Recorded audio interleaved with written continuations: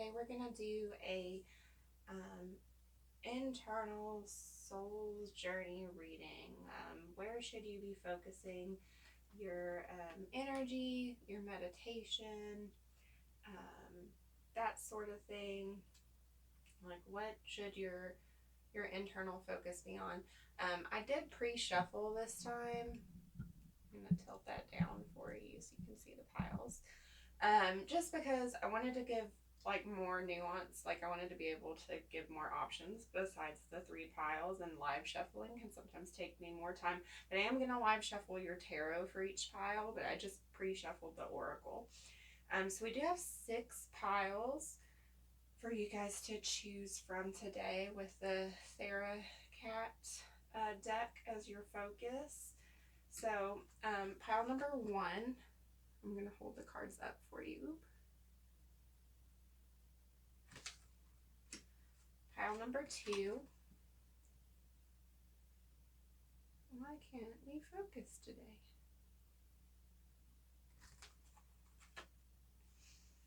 Pile number 3. My light is loving these shiny cards. Pile number 4.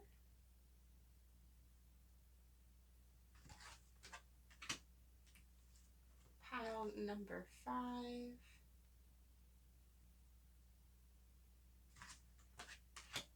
And pile number 6.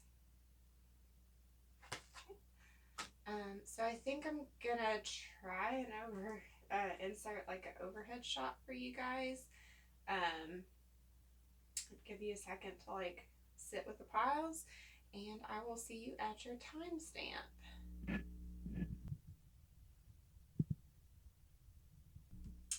Hello everyone who chose pile 1. So you were called to, I don't know if he's like a pigeon or a crow, but the bird here. It says, you are a whole person. You are complete. So we're just going to sit him up like right here. And we'll get to the oracle after, but let's get a few tarot out. For pile 1, what is the biggest thing that they need to explore in their internal world or meditate on right now? What will elevate their life path, their journey, spirit? What do they need to focus on? Okay, so we have the King of Swords, the Page of Cups, and the 6 of Wands coming out. Okay, why is the King of Swords here for pile 1, please? Why is the King of Swords here for pile 1, please? Okay, we've got the Empress and the 7 of Cups. Why is the Page of Cups here? Please, Spirit. Why is the Page of Cups in this reading for pile 1?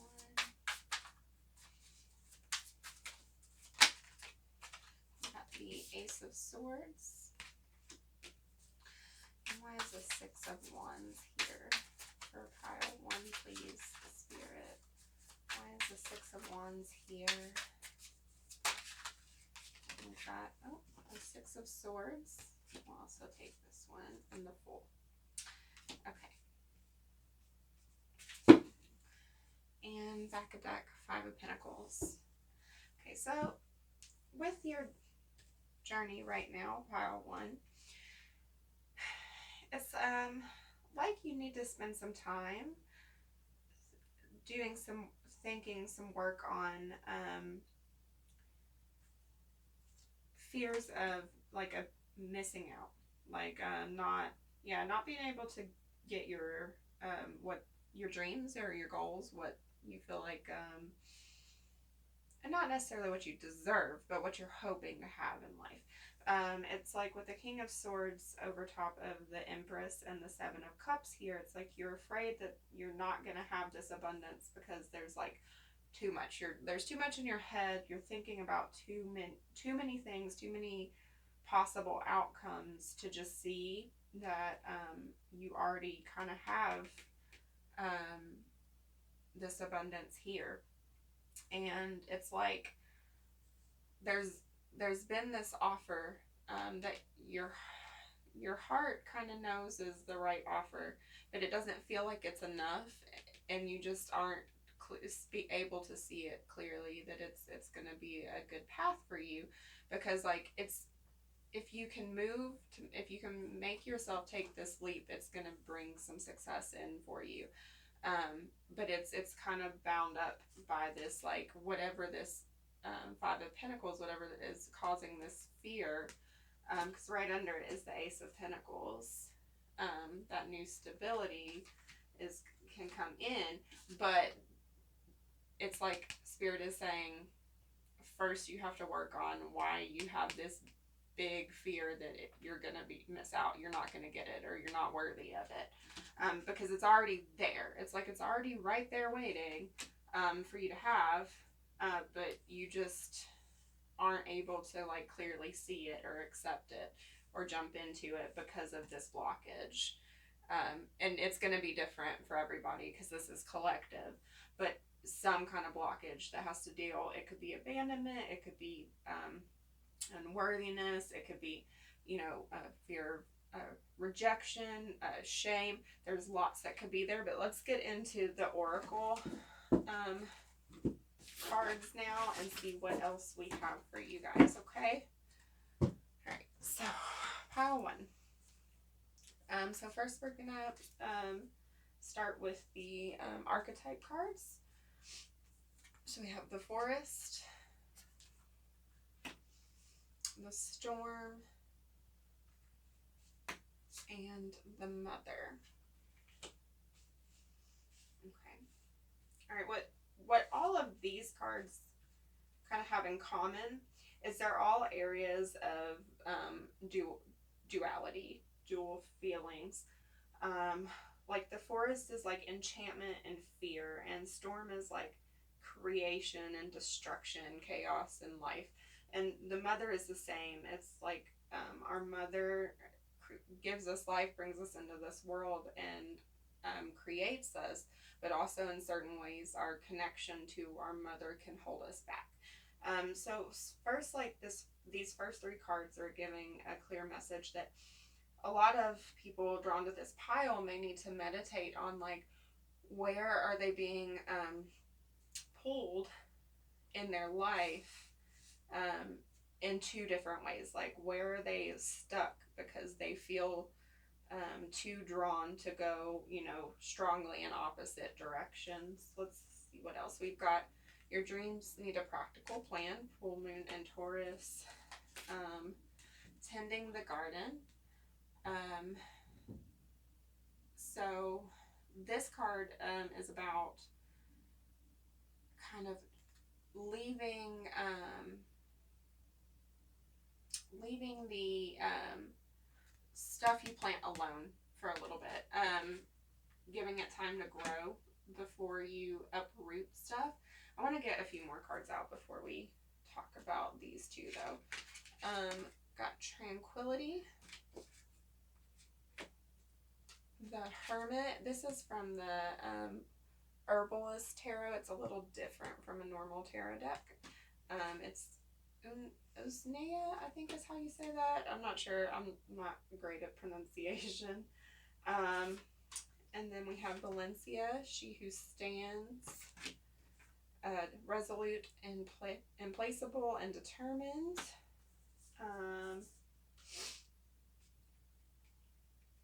Let's see. I think I actually just want to get all of your oracle cards out and then we'll talk about it. And then don't take anything personally. Love and respect yourself. You are never responsible for the actions of others, but you are responsible for you. If someone is not treating you with love and respect, it is a gift. If they walk away from you, it may hurt for a while, but your heart will eventually heal. And then don't make assumptions. Say goodbye to sadness and drama. All the sadness and drama you have had in your life was rooted in making assumptions and taking things personally. The whole world is control, or the whole the whole world of control between humans is based on that.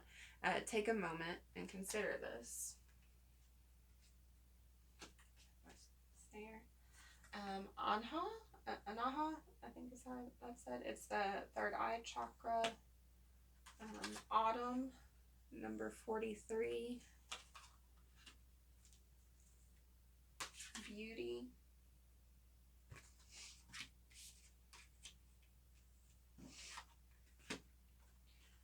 We've got the 5th house coming out for you.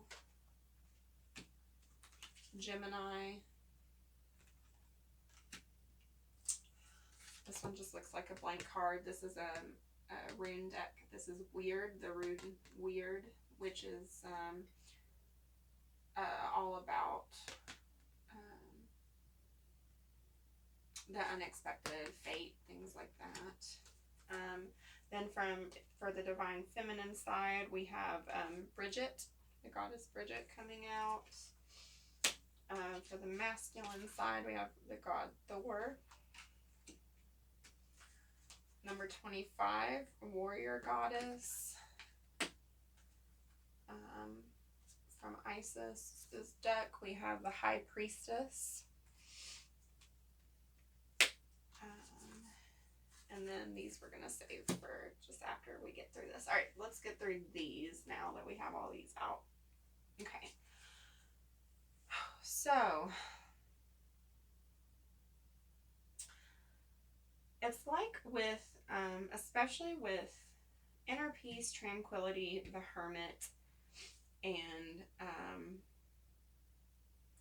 Valencia, tending the garden, and even your tenant cards here. It's like you need to take some time and go within yourself. Find like a centered peace.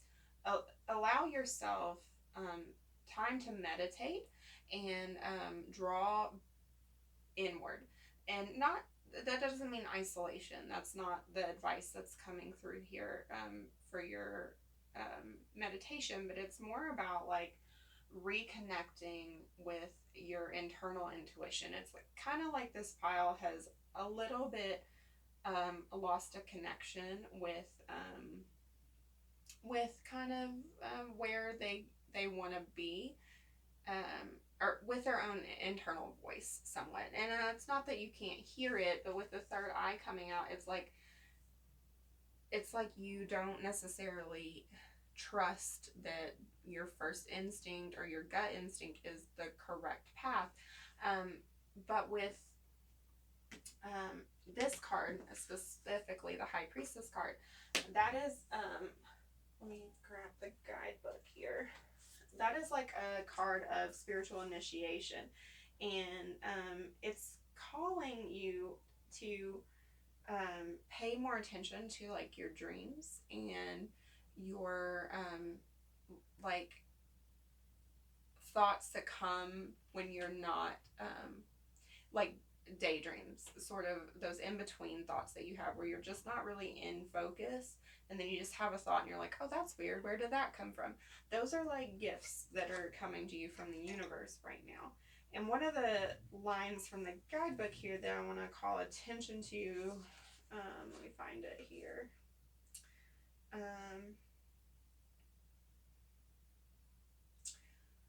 In time, with your patience and willingness to trust in the unfoldment of your life, you will realize the inherent beauty of perfection and sublime loveliness in your life unfolding, and that your purpose and destiny are truly exquisite.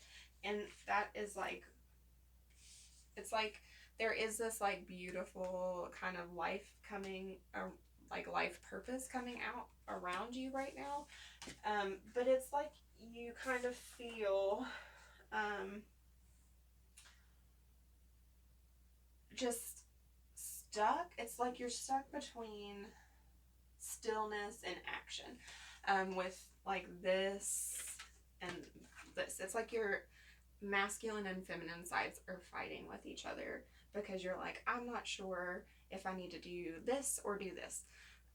Like, be still or make a move. But, so one of the nice things about Thor is some of his best stories, he gets what he wants, not by being forceful or making like big, crazy moves. He actually sometimes makes, goes forward by like making a like kind of cunning, relaxed move, and it's still an action, but it's less of like a in your face kind of moment. And there's a line from the Bhagavad Gita that is like, there is action and inaction and inaction and action, which kind of sounds like what when you hear it, but it's very true. It's like, we can do nothing and still accomplish something.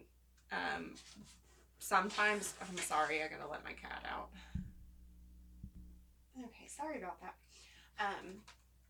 Yeah, but it's like, sometimes the best way to move forward is to do nothing.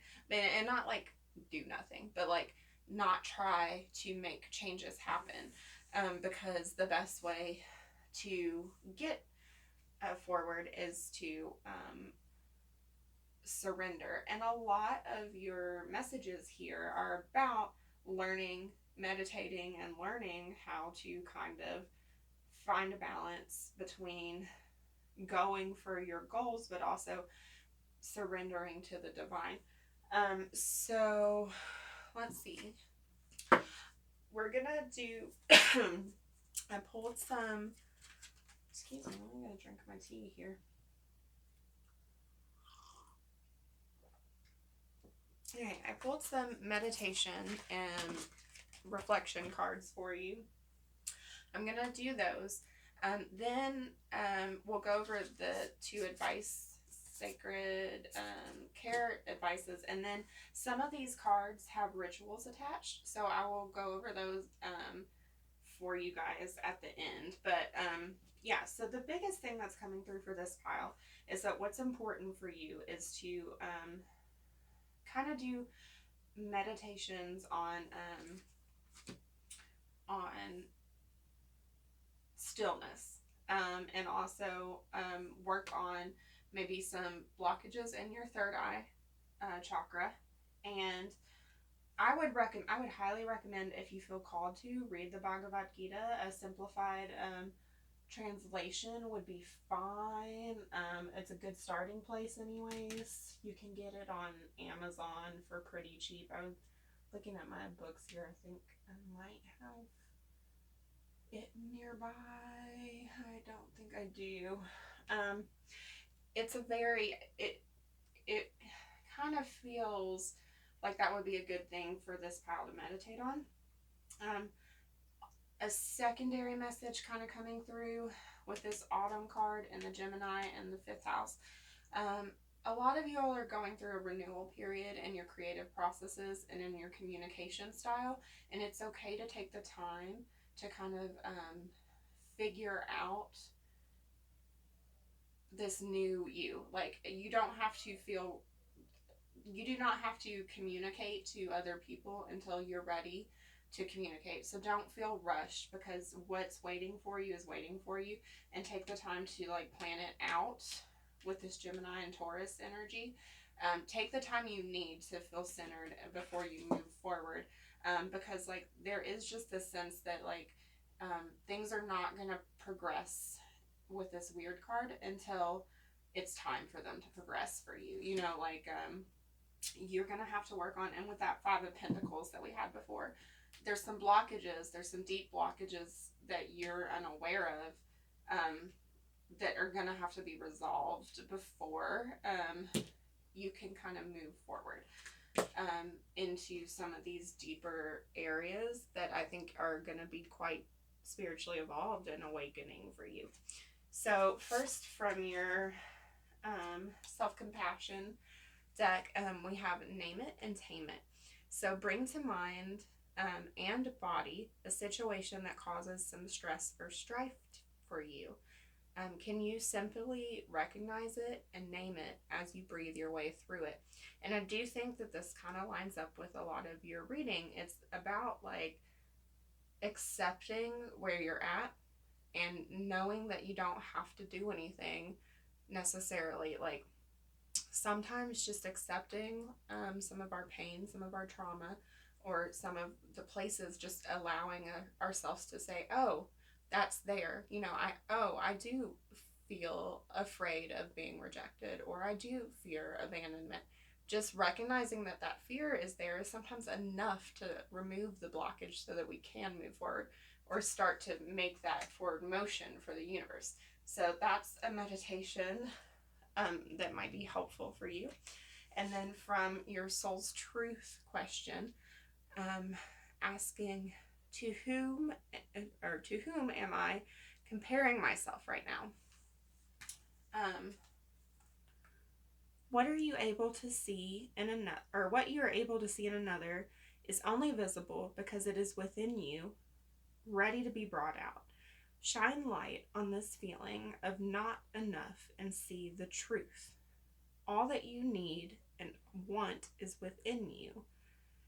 Today's soul action is today, stop comparing and start creating. So yeah, that also feels very in line with that Five of Pentacles energy that was coming out on your all's back of deck. So like for some of you that may be very direct. Like you may always be comparing your life to someone else's. Oh, they already have their house, they already have a family, they already have this, I don't have those things. You're not them, you're not on their path, you know. So Spirit is asking you to take time and energy and like look into like where are you doing that, because we all do it on some level, you know. So it's important to go in, internalize internally and see where we might be doing this and where it might be causing us some pain and some problems that we're not even aware that we're having. Okay, so for our sacred self-care, we have massage and the dolphin pose.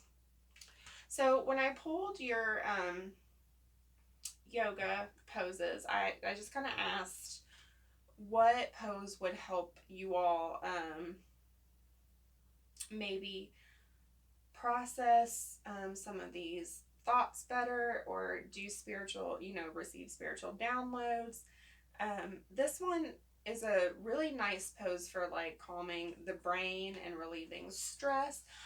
You don't want to stay in it too long, you know, 30 seconds to a minute and a half. And then it's really also important that like you don't go into this pose if it causes you any pain. You can also stay down on your instead of going fully up, you can stay down on your knees, and you can do like a child's pose instead, would still be really similar to this energy, or even just a downward dog would still kind of resonate with that same position. For massage, this card, so it can resonate in a couple of ways. You know, it's about like allowing ourselves time to like, sometimes it's not necessarily about actually massaging our body or getting a massage with a professional or having like a close friend or partner massage us, although those could be very good self-care for you. But it's about like being present with our body and understanding like where we feel pain and where we're hurting, and taking the time to like try and release the tension in us, and seeing like just sitting. There's a nice like meditation where you just sit and you breathe and you bring awareness to like your seat, like where you're sitting. You kind of like feel the weight of your like butt or your legs or whatever is making contact with the ground or the chair, and you allow yourself to feel your connection to the ground, And from there, you start to extend that awareness out into your body. And you're like, where do I feel tension? Where do I feel pain in my body?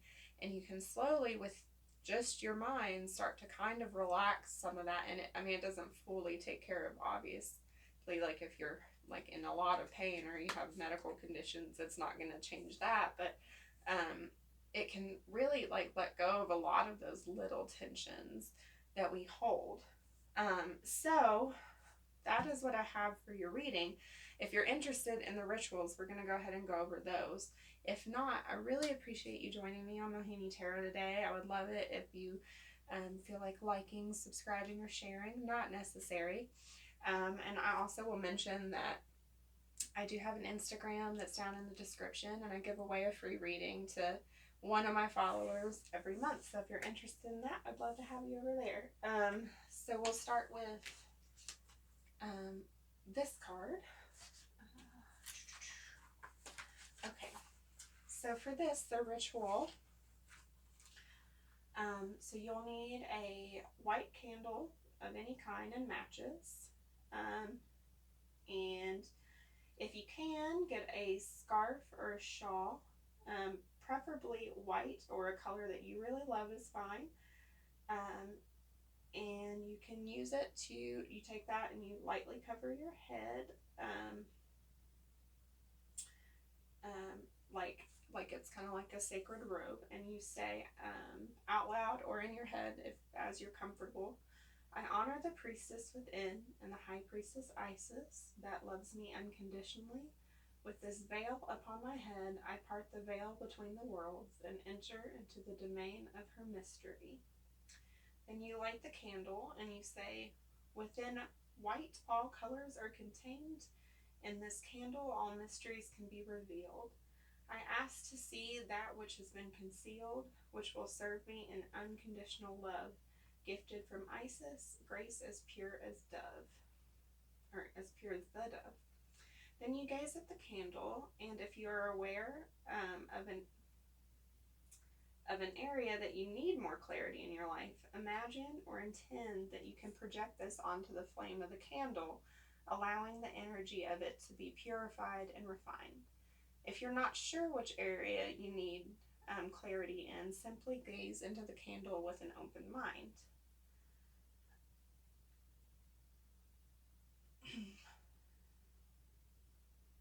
When you feel comfortable, close your eyes and still keep your focus on the flame. Then say, in dream, in thought direct, in awareness and in bodily sense, I now receive the mystery unveiled. I am not denied any detail. I receive this now with comprehension, clear from Priestess Isis, who holds me dear. Then allow your mind to be empty, and if you have a thought or impression, take note of it, but don't analyze it or fight it. Just trust the reveal will happen as it is best for you, whether it comes clearly during your ritual as knowing, vision, or a gut instinct or feeling, or whether you receive a dream or an insight in the days or weeks following your ritual. And when you're ready, open your eyes and blow out the candle. Okay, so that's Isis's ritual for you. This one also has a little meditative chant. So if you're feeling called to this one, you can say, I go to that deep place within myself. I experience moving down into my center of being. A deep calmness fills my body and soul. I am still, yet very much alive. I feel my heart beating in a strong, steady rhythm. I am here for myself. So be it.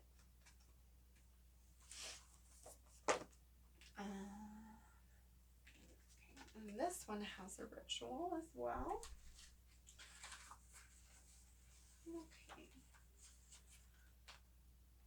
Okay, so if possible, lie face down on the floor with your forehead touching the earth. As you breathe out, you will now release any doubts or fears into the earth. She will take them from you, transform them, and send them back to you as renewed energy which you can absorb as you breathe in. And last but not least, this card has a few suggested rituals. If you feel called to, you can work with the herb usnea, however you pronounce that. It's that down at the bottom there. There we go. USNEA. Usnea. So you can keep it on your dashboard to remind you to slow down. Or you can create a wisdom nest and add allies or symbols that guide your quest for understanding. That's what's featured on the card there, a little wisdom nest. You can also craft fire starters and light them before doing important meditations or rituals or anything like that. So those are the suggested rituals and things that have come out in your cards. And that's all I have for you, Pile 1. Hello, Pile 2. If you chose the Axolotl, I think that's how it said, this little cute guy, it says, you are going to get through this just fine.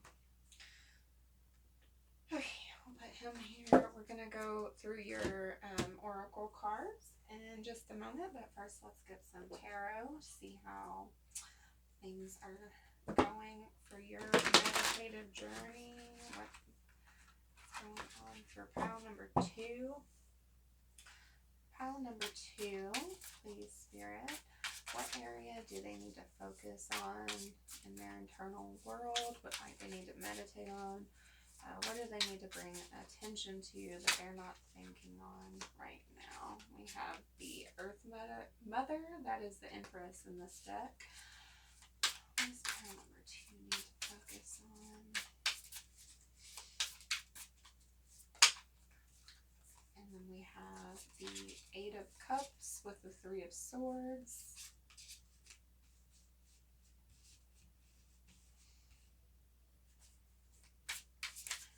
Pile number 2, please. No, that's too many. Pile number 2, please. We need to. That's also too many.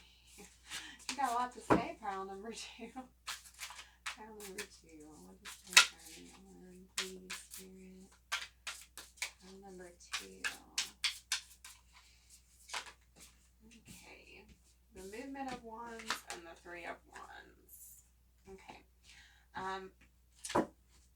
I don't need to clarify these because I did peek at your oracle cards already to get them in order because I dropped your pile. Back of decks is Heart of Cups. These are pretty in line with what I saw just glancing at your oracle deck. So we're actually not going to get clarifiers on this. So I hope you forgive me for that, pile 2. But sometimes the message just comes through. Okay. This pile is a very specific message. So if it doesn't resonate with you, I feel like you should pick a different pile because this is not the pile for you, okay? There is some beautiful abundance that wants to come in for you, pile number 2. Some beautiful emotion and gift that you can create and bring to the world if you work on it, okay? If you work on it and you put some passion into it. But there has been some kind of trauma. Something happened. And it was something pretty impactful for you. I can't say for sure what it was because this is a general reading. And I'm not getting specifics and I'm not going to try and pry. But it was a big deal. Something hurt you. It was pretty deep and devastating. And you just want to let it go. You just want to pretend it didn't happen and just kind of move forward. But something in you is isn't able to do that. You are just keeping it deep down because that is like where it's stuck. But there's like a gift. There is something changing. The Spirit is trying to change something in you because there is something beautiful that you can bring to the world right now, that you can move outward and share because of this, because of whatever happened. Spirit wants you to go and do the shadow work so that you can learn this beautiful lesson and bring it into the world in a new, better way, in a creative, like, you can change it. You can change this experience to something that is beautiful and abundant for you. And as hard as that is, because it will be a hard journey, you can make this something that takes your life in a direction that gives you more. More spiritual gifts, more emotional gifts, more. It can make you more than what you were before. And it's not to diminish whatever pain this was, because it feels heavy. It makes my throat want to close and my gut feels heavy. It does feel like it wasn't a good thing. But when something like that happens, we can do one of two things. We can shut it down, we can shut down, we can not deal with it, and it can be worse and worse and worse and hold us in place. You know, it can stop our progression, stop our expansion. Or we can say, you know, I'm going to take control of this. I'm going to leave that in the past, and I'm going to move forward in the way I want to. I'm not going to allow what this was to control what I am. And that is what Spirit is wanting you to meditate on, moving forward. Because I'm going to just go ahead and put all these out first, and then we're going to go over the messages, because it's a pretty clear one for you guys. The heart. Nothing will come of this situation. Void of course moon. And show the world the real you. Full moon in Aquarius. Then we have be impeccable with your words. Release the need to be right. When you believe something, you assume you are right. And you may even destroy relationships in order to defend your position. Let go of the need to defend your position. Thoughtfulness and gratitude. She who brings light, Blanche. Light, serenity, beacon. Then we have gratitude coming out for the second time for you guys. And courage. And we have the Six of Air, cattail. And the Ace of Earth, nettle. And we have Sowilo. Companions, number 14.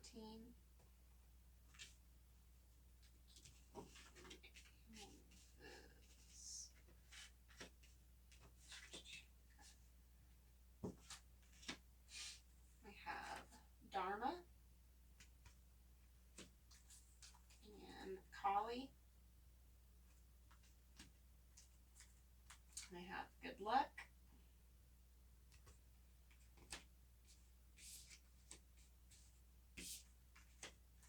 And empowerment. We have the South Node. The Moon card. And for the Divine Feminine energy coming out, we have Lakshmi. Lakshmi, I think that's how you say her. And Amatsu. And I forgot how many cards you guys got. I don't know if I'll be able to get them all on frame here. Lakshmi. Come here. And for the Divine Masculine energy, we have Typhon. Page. Okay. And then we'll put those over here for now. We have number 39, Black Diamonds. And from Isis, we have the Mother of Life card coming out. Her there. We'll put this here. Okay. I might move these here. It's my phone covering up. Okay, I think I got most of them on frame. Yeah, as much as I can. Alright, so first thing I will just note is that I only wanted one card from each deck, but two came out for most of your piles, or most of your decks, so, and you all are pile number 2, so I feel like 2 might be a significant number for you guys right now, so you might pay attention for, you know, 222 on the clock, or anytime like the number 2 is being significant in your you know, mind. That might be a time when spirit is trying to communicate with you. And we'll just talk about this card first, because this one is the one that stood out as different from the rest. The Companions card. This card is about how you have a lot of guides and spirits around you who are wanting to help you right now and communicate with you. So that is something you might pay attention to. And it's like they're there whether you want them or not, but it's like it would be beneficial for you to communicate with them. My phone just popped up a battery low charge, so hold on just a moment. Okay, crisis averted. We're all charged and ready to go. Okay. So, I just thought I would start with that one because the rest are all pretty much in line with the reading, but that one was just kind of an off one where your spirit guides are saying that they're here and they want to talk or, you know, be more active in your life. So that might be something you could meditate on, is like communing a little bit more with your guides. If that's something you're called to, that's not for every person. But they're there whether you recognize them being there or not. So we're going to start with the heart. The heart is not something people always recognize as a place. But in the archetype deck, it is in the part of the deck that is places, because you are someone who is needing to exist more in your heart, living a little bit more in your emotions, and where like you can be a little more in touch with like what you can what is good for you, you know, like what can you be more grateful for and like have like and loving about, because the Black Diamond card specifically talks about how people who get this card are people who are formed, like diamonds are formed under such intense pressure, and the people who get this card are people who are formed in situations where they have gone through something that isn't really fair, and it's hard and it hurts, but because of that they are given a beautiful gift. They are put in a place where they can receive messages from spirit, and they can elevate into a place where they can take things in a new way. They can receive the world in a new way, and they can get through future situations with much more grace and dignity, and they can teach others how to do that, so that the world is like a brighter, lighter place. Like they are this light, they can be this light for people, because it's like with this north-south node coming out and the moon, it's this like you feel like you have some bad karma or something, and that's not necessarily the case, because it's more like spirit is calling you to have like the courage to meditate on how you can relook at things in your life as a gift, which sounds kind of unfair and mean to say, but it's not like if I'm saying to you that like if somebody hurt you, that was a gift to you. That's not the case. But spirit is saying like you weren't being punished, like Unfortunately, sometimes things happen and they're not fair, but if you can allow yourself to go deeply into you and do the work to heal it, you can make this something that will benefit you, like that you can have something good out of it. You can heal it. You have the power. You can take that power and you can have it and you can do something with it. Like this is like, I feel like where you want to sit. Nothing's gonna happen, nothing's gonna come of this, but like you are being encouraged to look at how beautiful you are, and like empower yourself, like do the work to get this abundance, this beautiful abundance and beauty that is here, like, because abundance, good luck, inner beauty, that's your feminine side. Whether you're a man or a woman, you have both, and those are very potent in your reading, that they're here for you. And what is it here? Both of these on the healing, the herbalist deck that came out for you, they're both like considered kind of nettle and cattail. They're considered like overgrowing weeds and they're not very pleasant, but they're both really healing, useful herbs when you get into them, and they can do a lot, especially nettle. Like nettle stings you when you touch it, but when you properly collect it and you put it through the right process, it becomes a really potent medicine that can do a lot of good in the world. And it's like with courage here, it's like your masculine side is in this like anger mode about like what's been going on, and like anger does have a purpose in life, but if you allow it to overrule everything, if this is where you reside, then you end up creating, like Typhon is the father of monsters, and that's not where you want to exist. Because like with Sowilo here, this is the rune of wholeness of the sun, and it's about like empowerment and achieving, working to achieve success, increasing your spiritual will, health and abundance, celebration of life. It's about opening yourself up to spiritual power, like this, like the season of growth. The gods are smiling on you. Your energy is reaching maximum strength. So it's like the universe is asking you to sit with your energy here, and like really look at it in a different way. Like, are you right? Like, are you the one who's right about this situation?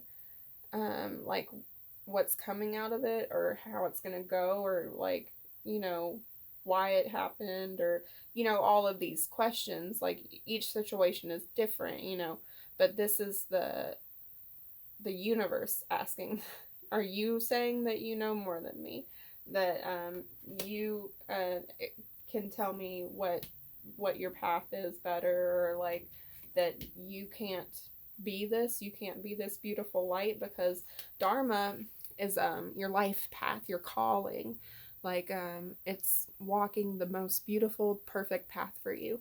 And with Mother of Life, it's like this card is about like knowing that, like, even though so Isis is able to bring Osiris back to life and bring life back to things that were dead or have lost their their spirit, their will, and this card is saying like you can do this for yourself and probably for others, but you have to like go through all of the emotions, go through all the feelings, and maybe just refine how to be grateful for little things that you do have in life. It's it's not a easy ask what Spirit's asking you to meditate on here. But it's like Spirit saying, I know that this sucked. I know that whatever happened to you sucked. But now I'm asking you to rise above it and to go into yourself. Have the courage to go into yourself and think about it and process it and bring it back out of you in a way that is light and is beautiful, and that you can do something for the world, for me, for the world. And I feel like it can be really beautiful for you, but it's not necessarily going to be the easiest process. So I do have some more cards. I have some meditation cards and then some self-care cards, which we'll go over next. But then some of these cards have actual rituals attached to them, which I will read after that for the people who are interested, okay? But next, let's do... so this is your self-compassion card. It's a little meditation prompt.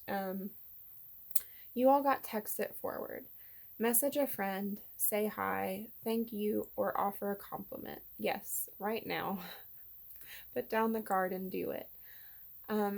This could be encouraging you to reach out to other people, like if you've been withdrawn, but also like sometimes like this can be an encouragement to say, like, instead of texting a friend, maybe you need to say kind things to yourself more.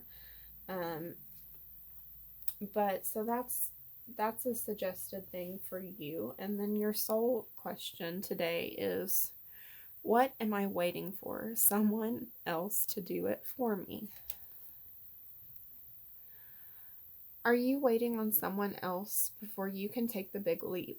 What if you were to take life into your hands and forge your own path, your own unique path? Put your heart into action and ask yourself, what risk can you take to move forward towards your dreams? Make a decision and do it. No more waiting for others. Do it. Do it scared. Take the leap. No more thinking, only doing. Be brave and you will discover what you are really made of. Wild soul, strong heart, can't lose. Yeah, so this is like, no one else can do this work for you. Like, you can definitely seek out professionals to help you if you need them on the path of like guiding you on healing. But you ultimately have to do the healing work. And you have to do the meditations and you have to do the shadow work. So that you can move forward and you can have big abundance and luck and all of these things. But there are a lot of, it's just there's like so much encouragement. Show the world the real you. Bearer of light. There is a lot here that's like, you can be this beautiful light in the world. Just take the time to work through some of your own pain, you know, like I feel like this pile, anybody who's resonating with this pile has some pain that they just haven't worked through. And maybe you've been telling yourself, it's fine, I've dealt with it, it's fine, I've dealt with it, but it's not dealt with, you know. Like a lot of times we're thinking, if we just push it away, or we do, you know, this or that, you know, like we just go forward, we move forward, then it's okay, you know, we're still functioning in the pain. We don't think about it every day, so obviously we're fine. And that's not always the case, you know. We can't, it's like the oxygen mask in the plane. We can't give someone else oxygen if we don't have it for ourselves, you know. Okay, so your sacred self-care is sync with the moon. So that could literally be like doing spell work with moon cycles, if that's what you're called to. But for me, especially with the moon card having already come out for you, this is like, get in touch with your emotions. Like, you gotta feel your feelings. it's very important to be aware and mindful of how we're feeling, because you don't always have to, like, you don't have to cry. Your emotions don't have to be a certain way. There is no wrong way to have emotions, but you do have to be aware of the emotions that you have, so get in touch with that. And then for the yoga cards, I just kind of asked while I was shuffling for a position that would allow you to process this reading better, or meditate like on these concepts better, or receive downloads better. Like what position would be most helpful for you. And what came out for you all was Baddha Kosana, or bound angle pose, which it looks like this. It's a pretty comfortable pose for most people to sit in for longer periods. It is a hip opener, so if you have hip issues, it's not as comfortable. You can put pillows under the knees to lift them up so that it's a little easier. Or you can even sit in lotus, if you know what lotus is, or half lotus. Even just crisscross would be similar to this. But so that is what I have for your reading. I really hope it resonated. If it did, what I will say is shadow work is not easy, but it is very rewarding. So I appreciate you spending time with me here. I hope you come back for another reading. If you enjoyed it, please like or subscribe if you feel called to.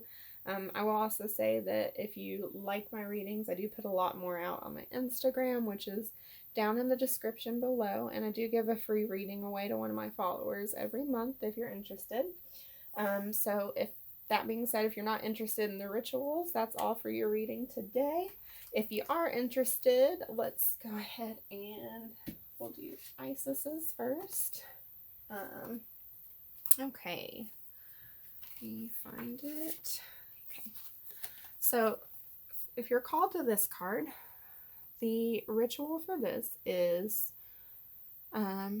so you can light candles or do this in a softly lit room without strong sunlight or absolute darkness. You do need a dimly lit room.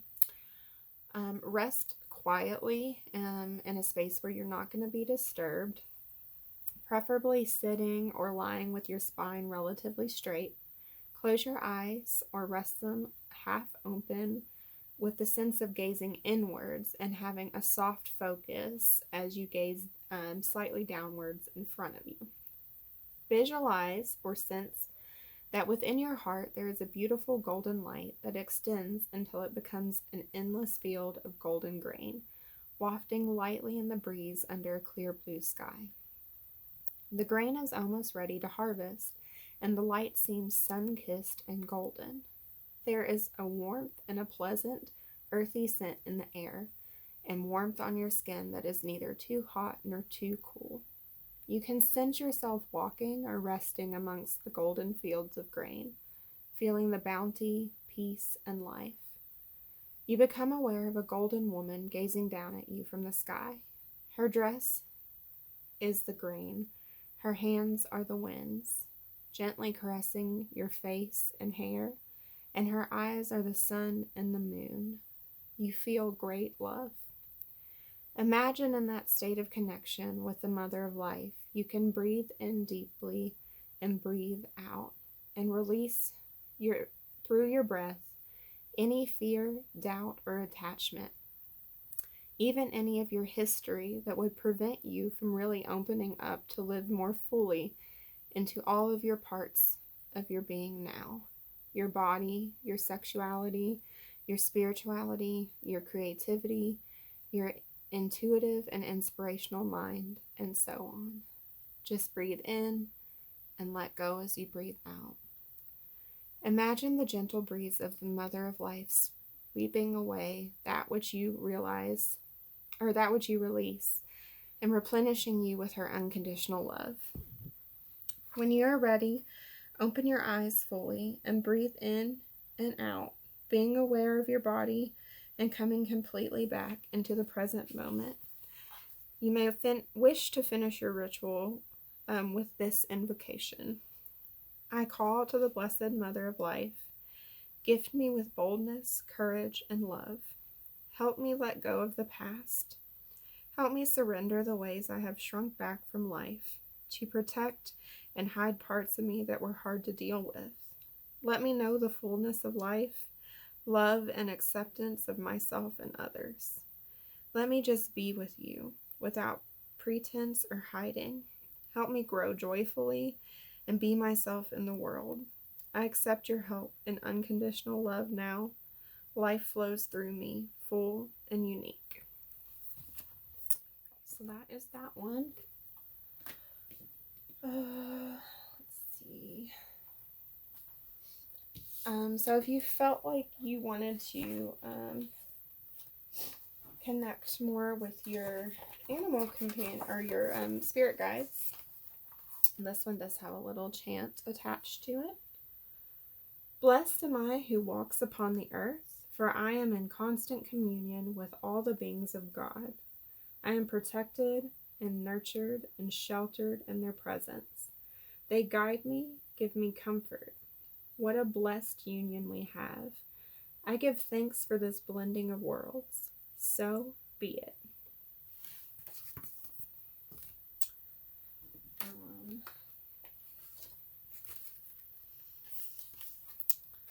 Okay, this one has a sacred ritual as well.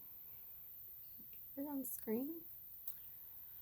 Imagine, feel, visualize, or pretend that you have a black diamond resting in your hands. Say aloud, I call upon the diva of the black diamond. I give thanks for your protection, blessing, and empowerment in my soul. Love and light will conquer all else. Then imagine that you are slowly releasing any fears or doubts into the black diamond, where they can be transformed into light. Then imagine that you release the stone from your palms, allowing it to be slowly absorbed into the earth. Okay. And then both of these cards have little rituals as well. So with the Ace of Earth, which is the nettle card, so it's got suggested, take charge of your well-being with a bite, wildcraft young nettle tips and make pesto, or dye journal paper with nettle tea. Commit your next steps in writing, so journal on the dyed paper afterwards. And then it also encourages you to share your project and plans more often with trusted friends.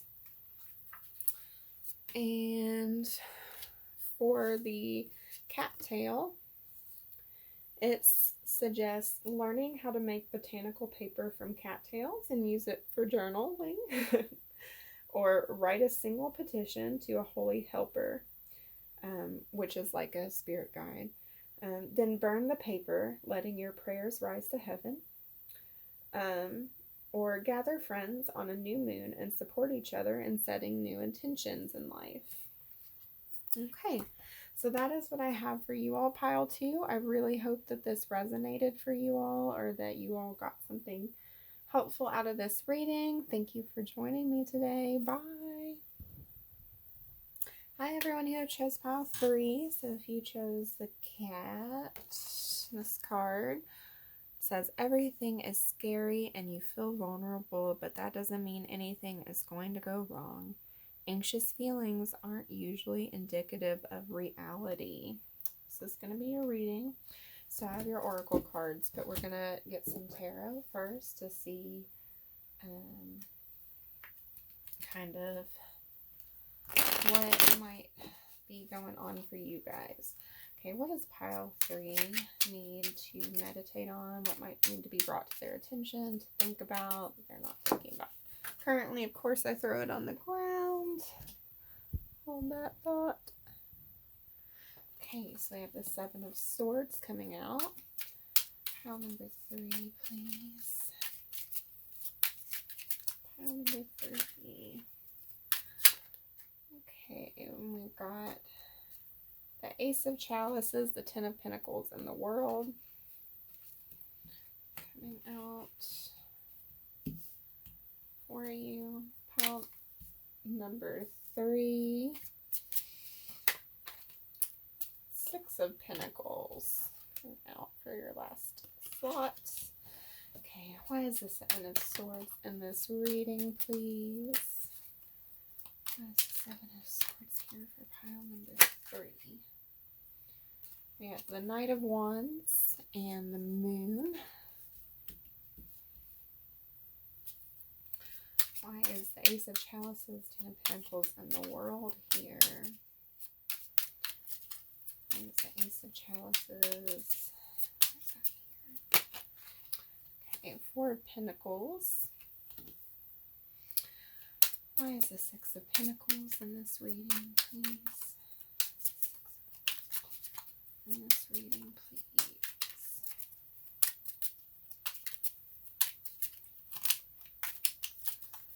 Pentacles, please. Why is the 6 of Pentacles?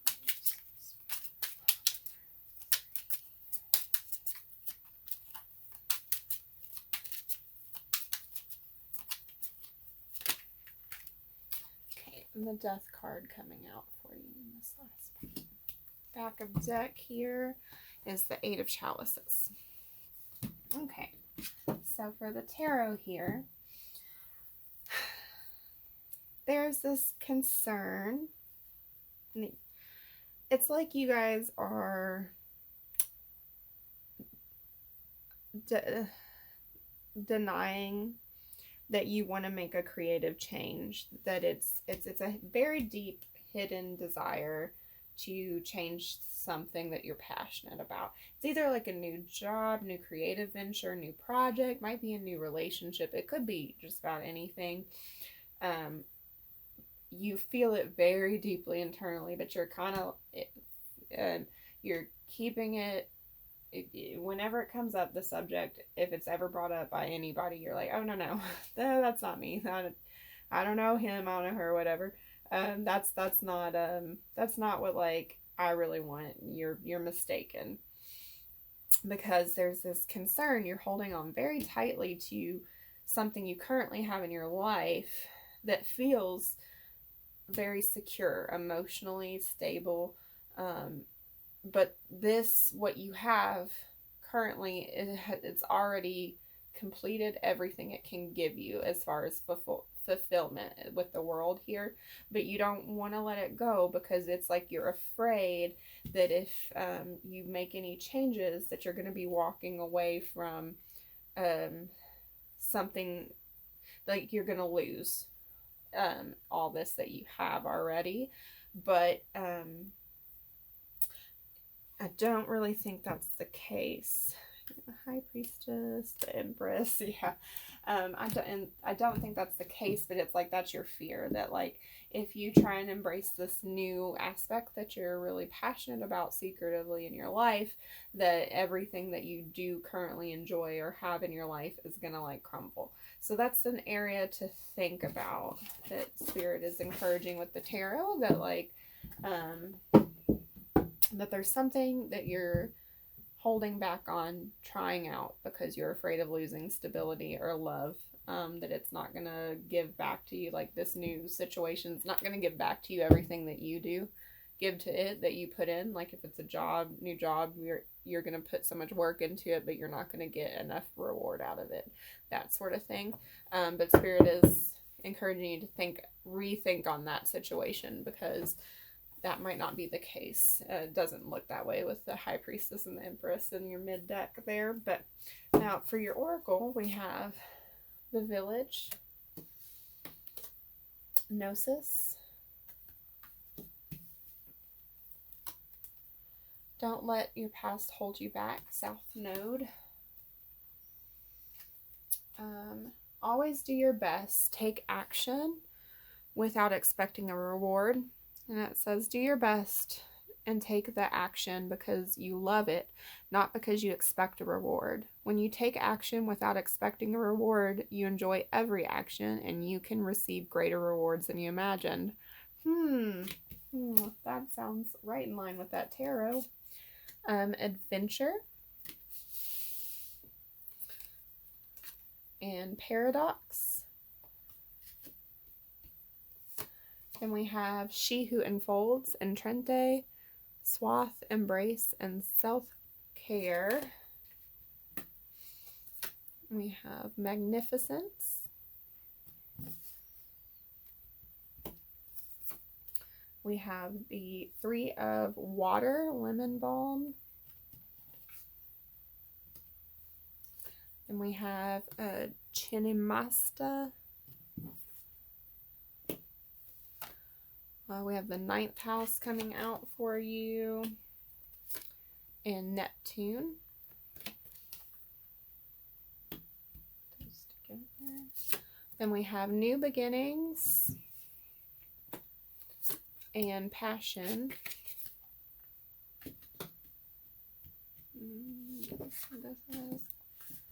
Stack those. Beginnings and passion. Then for your runes, we have Ingus. And we have Awaz. Then we have number 53, Sphere. Excuse me. Excuse me. Well, they say when you sneeze, you're telling the truth. So we have for the feminine energy, Benton, creative luck. I'll put her up here. You can see her in frame there.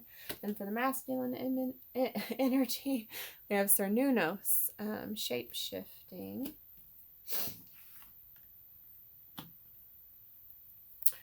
And we have freaking beautiful, number 16.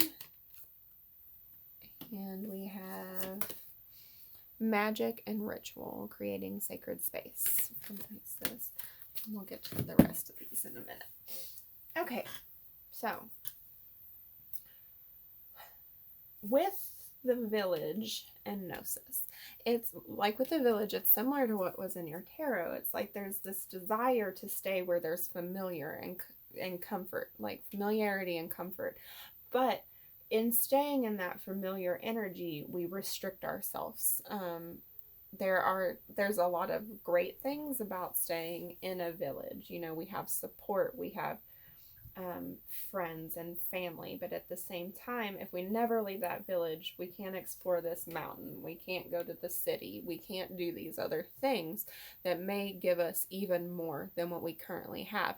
And just because we leave the village, it doesn't mean we can't return, right? And with gnosis, gnosis is the energy of change, of expansion, spiritual growth, and like looking outwardly. And it's like with adventure and paradox, and like don't let your past hold you back. Spirit is really encouraging you to meditate on what's stopping you from taking this like new experience, like this new adventure that's presenting itself to you with passion and new beginning. And this paradox, I think, is just like this is you're stuck. You're like, this or that, I can't have this if I have this, but I don't think that that's the case. Because it's almost like, so with the 9th house, it's like you're almost afraid of like getting, I gotta think about the 9th house here. It's like you need to think about like how this is going to impact your, let me just check this really quick. I'm not as good with the houses as I am with the other energies.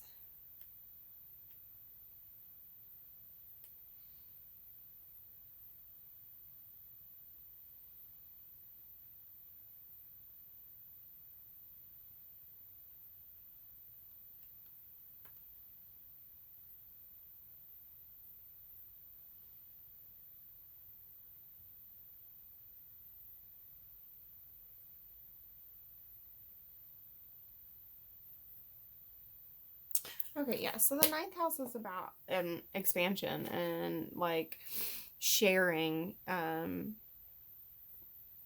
your goals in like a big way. Is why I think it's here in your reading, anyways. But like with Neptune here, there's some fear about this being a fantasy that you're gonna get trapped in, you know. But you have this like creative luck energy around you, and then I spilled herbs on my table. With these two runes in particular, this one is fertility, and this one is protection, enlightenment, spiritual wisdom. All of these are like about what means yew tree, but that's what it stands for. This one's about like new beginnings, and both of these are about like how you can increase um in spiritual, both spiritual and um creative, tangible ways. And so I think spirit is just encouraging you to like take some time with these to create space for yourself, and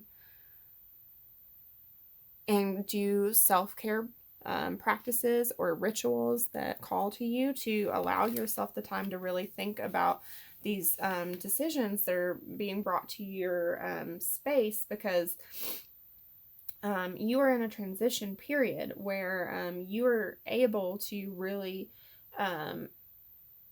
make a big change. And with this card, this one's encouraging work on chakras. So you could meditate, and maybe you have some blockages in there in certain sectors of your chakra that are holding you back. Particularly, I would say your root chakra or your sacral chakra are areas I would look into. And with this card, with Chinnamasta, this one is like the headless God. So it's like she's a little terrifying almost. But what she encourages is like looking that fear in the face and coming out the other side of it. And also you might explore Kundalini yoga, because that's something that she kind of stands for as well. And then with freaking beautiful, this card is about like embracing yourself as you are and not being afraid of like what people are gonna say or think about what you do it. And that's just kind of how it is. So like spirit is just being like, look, stop being afraid, stop doing things because of what you think you're supposed to get out of them, or that it's what you're supposed to do, and do it because that's what you want to do. And that's what spirit wants you to meditate on and think about right now. So I have some meditative questions for you that we're going to look at. And then your sacred self-care suggestions. And then some of these cards have actual rituals attached to them, which if you're interested in, I'll read them after that part. So yeah, that's where we're going to go now. But that's what I have for you. It's pretty simple, this reading.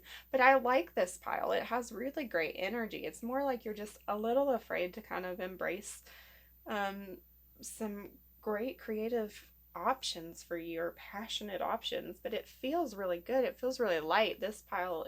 I like the energy. Okay, so for your self-compassion meditation suggestion, you have watering the flowers. Name 3 things that you like about yourself. Notice how receiving recognition makes them that much stronger. Yeah, encourage yourself more often, because some of this especially too with lemon balm. Some of this like hesitancy may just be you feeling like you're not good enough to sustain this new creative passion. And then your soul question is, what are the dominant emotions that run my life? How do you feel your day?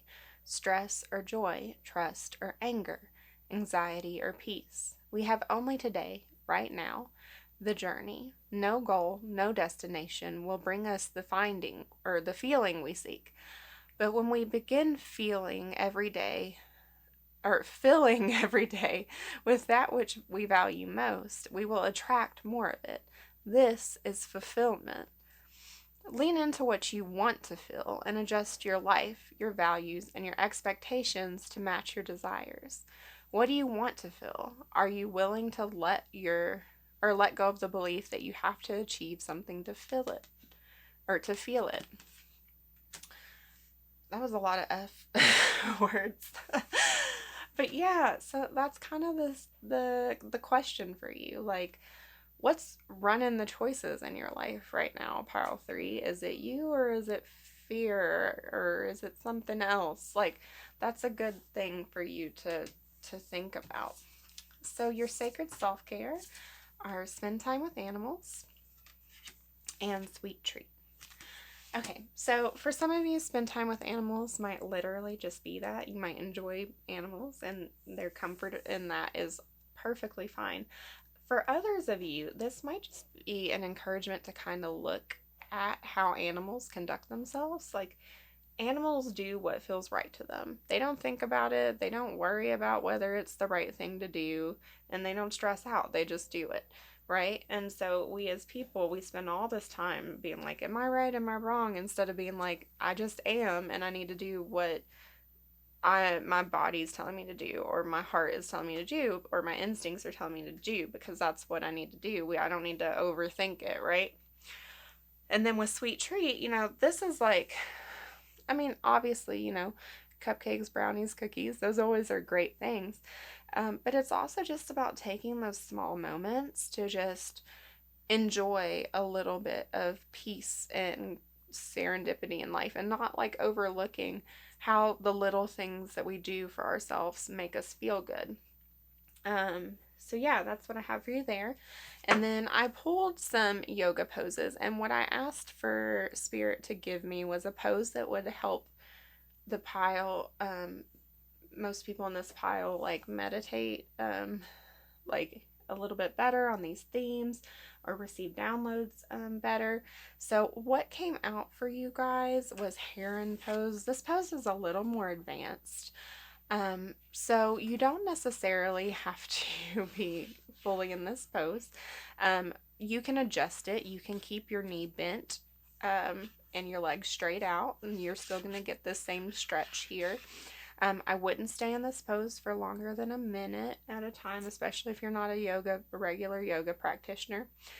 You can sit on a rolled blanket to lift your hip up off the ground, or your seat off the ground. That way your knees aren't feeling too much pressure in this position. Also, you can just leave your foot straight out on the ground. You're still going to get a stretch. And you can also use a strap to help you with that. But the main thing is to keep your spine straight, one knee bent, and one leg straight. So, okay, that's what I have for you, Pile 3. I really appreciate you joining me on Mohini Tarot today. I hope you join me for another reading. If you like my channel, please do feel free to like or subscribe to it. And if you would like more, I do more mini readings more regularly on my Instagram. That'll be down in the description box below. And I do a monthly free reading giveaway for anybody who's following me. So if you're interested in that, please do. I would love to have you there. But yeah, so for those of you who are interested in the rituals, I will go over those now. Anyone else? Thank you. So first, so this one has like a little chant that goes with it. And it is, I recognize the patterns of energy that flow through and about my body. These energies are in perfect divine balance. My health is radiant. My mind is clear. I am in harmony. I give thanks to Spirit. So be it. And then this Isis has a ritual. So if possible, have some music playing softly in the background and a candle handy, ready to light. It can be any color. Rest quietly in a space where you will not be disturbed and close your eyes. Say out loud, I call upon Isis, who loves me unconditionally, and my own divine self now, in love, light, peace, and power. May blessings, protection, healing, and awakening abound. I dedicate my practice to divine love. So be it. Sit quietly as you listen to your music and light your candle. Say, with this candle alight, I open my practice in sacred space. You may like to sing or chant the incantation, I am, I am, I am, I am the divine light. I am the love sublime. I am the peace beyond space and time. I am, I am, I am. In devotion to the goddess, or as a way to move into your practice. When you are ready, close your eyes and become aware of your heart and your body, away from the base of your spine down to your toes and up to the crown of your head until you're peacefully aware of what the inside of your body feels like with gentle awareness. Follow the breath and keep your awareness in your body. When you are ready, imagine a soft ball of pure light within your heart expanding with your breath until it fills your whole body and your energy field extending around your body. Now imagine sealing that light in a bubble of violet light and golden light in 2 layers, wide and strong around your energy field. When you have done this, gently open your eyes and place your hands in prayer position with your forefingers touching your forehead and your head bowed slightly, and say, for divine light, love, and protection, I give thanks now. I am, I am, I am. When you are ready, just extinguish your candle and you are done. So that's Isis's card. This one also has a little sacred ritual attached as well. Use the art of self-expression to free your beautiful strangeness. That could involve expression through fashion, writing a poem or a song, busting out some unconventional dance moves at the beach, or hugging trees at the local park. Go with whatever feels joyfully freeing for your freaking beautiful soul. This one's pretty simple, but that's nice. I like it. And then Lemon Balm also has a few suggested little small rituals. So it says, enjoy fresh lemon balm tea to lift your spirits. Invite friends for a tea party and share your joys over dishes of lemon balm sorbet. Or dip a lemon balm posy in sacred water and sprinkle it around to brighten dark, stagnant spaces. And a posy is like a bag that's filled with, so it's like a tea bag, but it's cloth. So yeah, that is what I have for you, pile 3. Thank you so much. Hello, pile 4. If you chose the jellyfish, it says, it's okay to float along. It's okay to just be. This is going to be your reading. So I have your oracle already done, but we're going to also get some tarot for you just to see what messages the universe might have for you. I always have such a hard time shuffling this deck. They're nice quality cards, but they're very thick.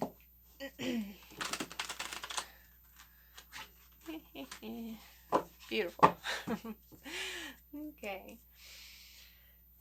What might pile number 4 need to meditate on? What might they not be seeing that they need to think about in their life's path right now? Universe, what does pile 4 need to see? Pile 4.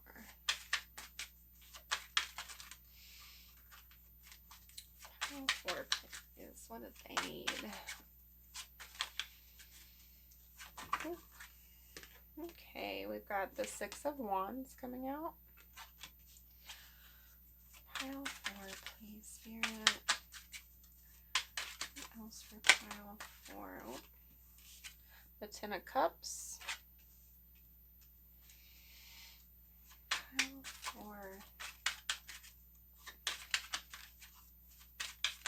pile 4, please. What else for pile 4?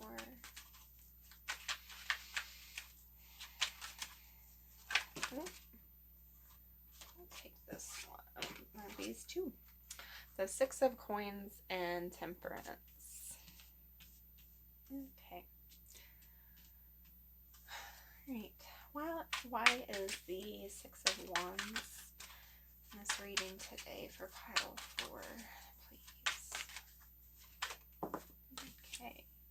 The 3 of Coins. Why is the 10 of Cups here? Why is the 10 of Cups here, please? Why is the 10 of Cups here? The 10 of Coins. And why is the 6 of Coins and Temperance in this reading, please? Why is the 6 of Coins and Temperance in this reading?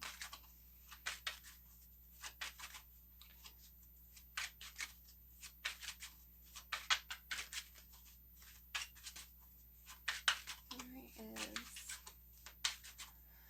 6 of Coins and Temperance? Thank you. The Ace of Cups. In the back of the deck here is the King of Swords. Okay. Alright, pile 4. Let's see here.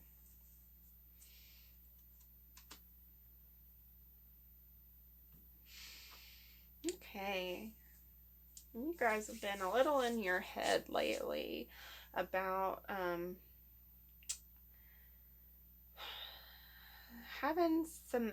finding success on something you've been spending a lot of work. You've been putting a lot of work into.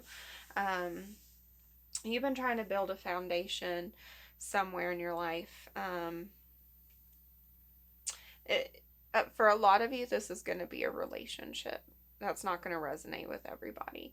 But it is something that's very important to your happiness and your stability. It could be a job. It could be any area that affects those two aspects. But honestly, it could even just could be like your self-work. You could have been putting a lot of work into trying to do, therapy or self-care practices or any number of things like that. Lately, just trying to really find a good balance between security and contentment, emotional contentment. But it's like you feel like there's not a lot of balance between in the situation. It's like something keeps that's okay. It's like you feel like you can't let go of something toxic with the devil's right under this card. You feel like there's something you can't let go of that doesn't allow you to find harmony and have like a new start in life. But it's like Spirit saying that whatever that is, it's that you are the one that's allowing that to still have the hold. Like you have a lot more power to cut that tie than you realize, because the new start, the new emotional start, the new fresh start in your mind or in your life is there. And it is balanced and it is good to go. But you keep sabotaging it because you keep worrying that it's going to be the same old stuff that it's always been with this devil energy. But it's not. It's just not. Where was your mid deck? Hold on. It was the Hermit when I lifted it earlier. Now we're seeing the Ace of Swords, King of Swords, or King of Pentacles. Yeah.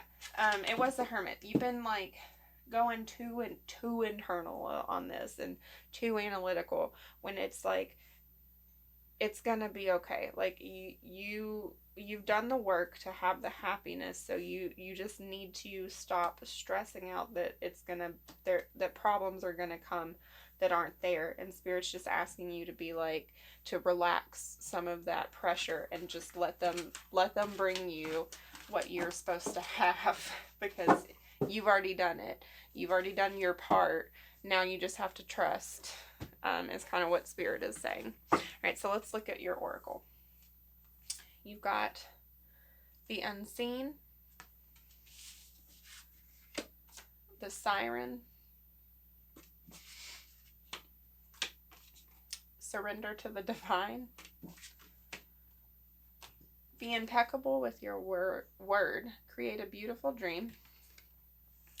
And then it says, your word can create the most beautiful dream, or your word can destroy everything around you. Impeccability of the word only creates beauty, love, and heaven on earth.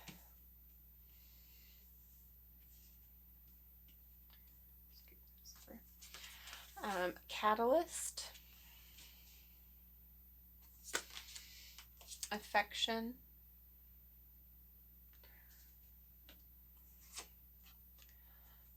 she who surrenders, Stefania, chains, bondage, release. And then we have number 7, the chariot, cedar. We have the Adelita of air, oregano. And we have the Iha of water, chamomile. I have to stack these because I don't know how. I don't remember shuffling out 4 of these, but somehow you have 4 of these. And then the 7 of water, birch. Okay. Then we have the oldest fairy, number 25. From your rune deck, we have Ansus, which means God. It's a rune of God anyways. We have home.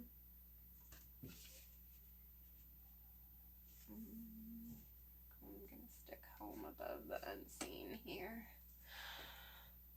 Then we have Jupiter and the North Node.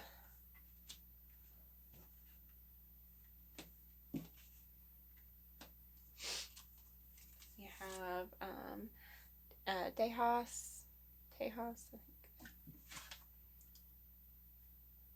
Jupiter's number 18 on that card too, if that number resonates. For your feminine, divine feminine, we have Pele, determination, and we have Ichel. I'm not very good at pronouncing some of these names, so I apologize. Reinvention.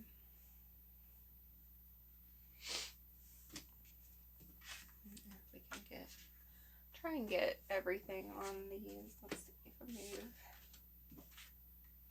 that. Get everything into frame. See all that? Okay. And then for your divine masculine, we have Anubis, protection.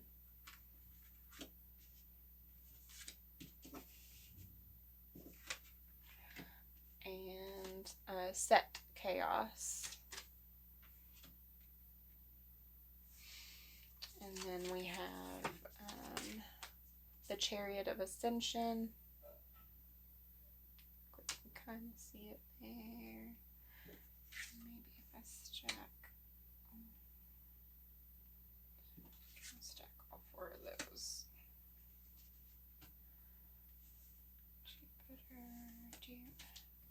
Chariot of ascension, and then we have daughter of the sacred heart, number 8. Okay. You can see most of those fairly well. Okay. So, let's see here.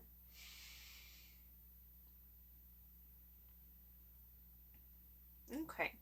So, with the siren and the unseen coming out for you, it's like there is this call with the siren card.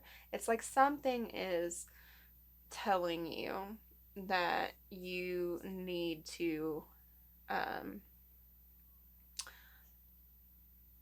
kind of do something, go something. There is something in you that is saying, do this, go this, be this, something. pretty heavily. And with the unseen, that is like, to me, this card does have like a specific meaning of like kind of like guides and voices and things like this, like when we hear the voice, things around us, or like those little into it. But for me, specific in your reading, especially with other things coming out like surrender to the divine and she who surrenders, and the North Node, and um, daughter of the Sacred Heart and protection, Anzus. It's like the divine is like, I'm here. You can't see me, but I'm here. Um, you've got it's like the divine is kind of asking you to relax, and to meditate on like how to kind of, it's like you're being called to learn how to let go right now. Um, but at the same time, you're in a period of expansion, and it's like a really difficult, it's kind of a really challenging energy to be in. I think that's why chaos is showing up here. You probably do feel a little chaotic in your life right now, but you are being like protected here as you're going through this period. And that's also what the daughter of the Sacred Heart talks about, is that like you are safe, and that can't be taken away from you. And the same with chaos is about like being on a sacred path, and and all of these these trees and herbs and are all about calmness and healing and empowerment and growth and stuff. So it's like you're in a situation where it's like you are at a point of like change. And the oldest fairy too is about like learning everything they can learn about a situation and continuing to absorb knowledge. So it's like you don't really have to do anything else but kind of sit and take it all in. And like that's what you're meant to kind of meditate on right now, is like, how can I just um, take in all of the things that the universe is just bringing to me. Just let the universe bring things to me, and let me be here, on my mushroom, while the universe does that for me. Also, like, there's just like an underlying message of like being a little thinking on um, not uh, rushing or like snapping, or like speaking without thinking. Um, the Chariot of Ascension is a really interesting card coming out. This is about someone who's hitting a point in their life that they're kind of hitting a very high level of spiritual ability, where they can like control when and how they speak with their guides and other people kind of telepathically. It's a um, it's about using a specific technique to keep your energy from being drained too much when you do spiritual practices, which I'm gonna go over your we have cards for like meditations and self-care. We're gonna do that next, but this card is a card that has a ritual with it, and a few other ones do. So after I do those, if you're interested, I will read that ritual to you and see if it's something that speaks to you as something that you can actually do for yourself, or some kind of form of it. But this is I'm very drawn to this being like a big part, and I'm noticing too that these colors are very similar, and this may be something that like you're kind of feeling, that may be what you're feeling called to, is some kind of spiritual expansion right now. Okay, so from your self-compassion deck, the meditation that they are came out for you is rear view wishes. Make a wish for your 7-year-old self. How about your teenage self? How about a wish for yourself today? So yeah, that one kind of it reminds me a little bit of like your tarot. It's like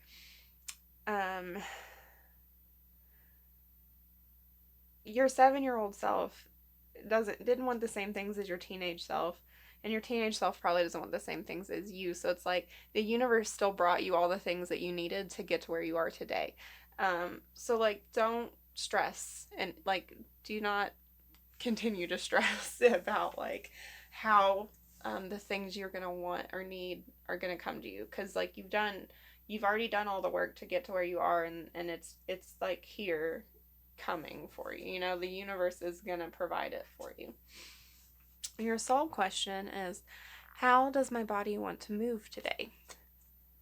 When we move, we change our state and raise our vibration. This new elevated state becomes a channel for more energy. Are you moving your body daily? Are you passionate about it? Is it time to try something new? How does your body want to move today? Listen and joyfully do. So yeah, that's just good advice for people. Like, movement is so good for you. But also this card is really similar to like the Chariot of Ascension, and the Chariot came out here too, which is about movement, which it's not always physical movement, but it's almost like some kind of like spiritual movement practice might be good for you. So like a type of spiritual yoga, so like Kundalini or Nidra yoga might be good. Although Nidra is more slow paced, it's meditative, but you can put movements in it. So that might be something that resonates with you. For your sacred self-care, you got dance. You might even be called to do some sacred dance or movement. The dance card is about, it's not just about like super choreographed, beautiful. It's about like just allowing yourself to feel everything and let it come out in motion. Because like, where's the guidebook? It says it better than me. Number 18. Let's see. I think 18 came out for you twice. Yeah, Jupiter's 18.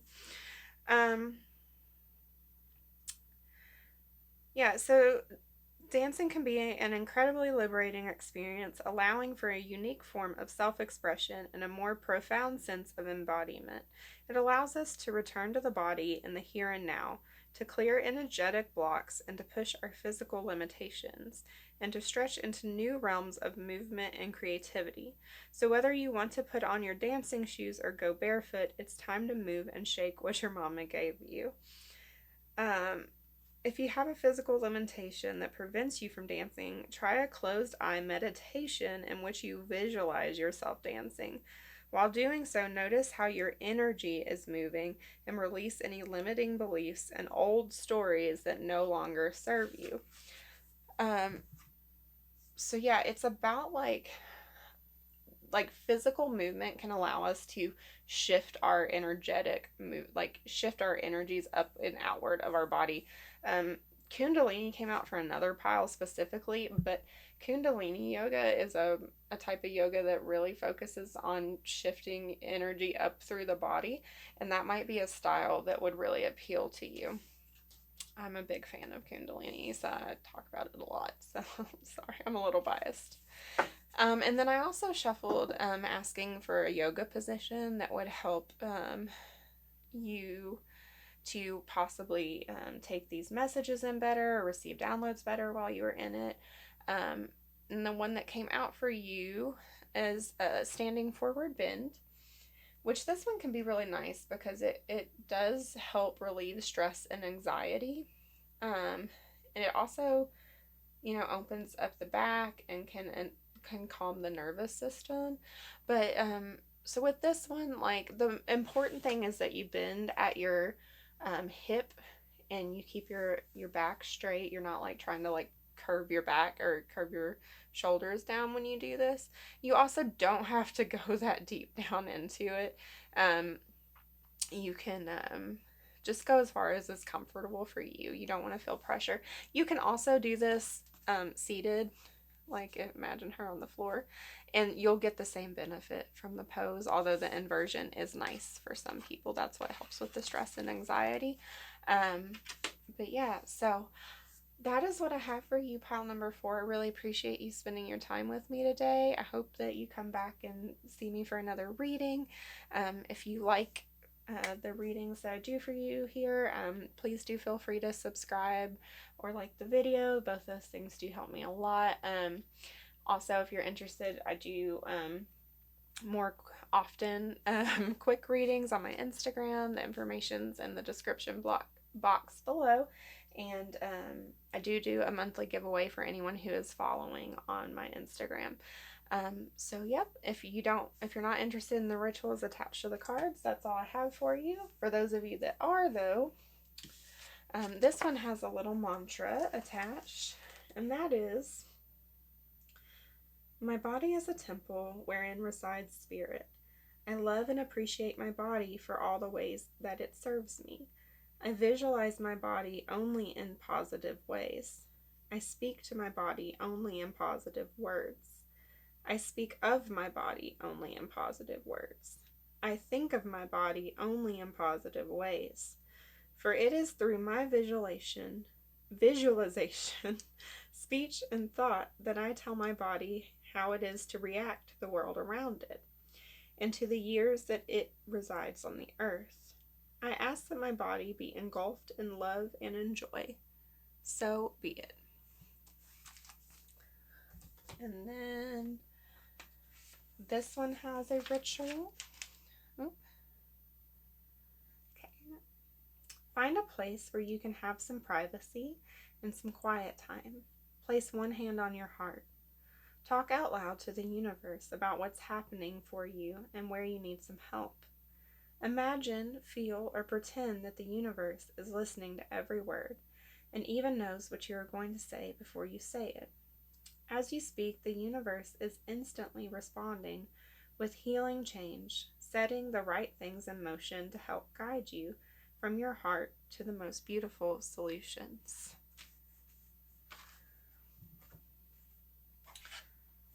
And then these guys have little rituals as well.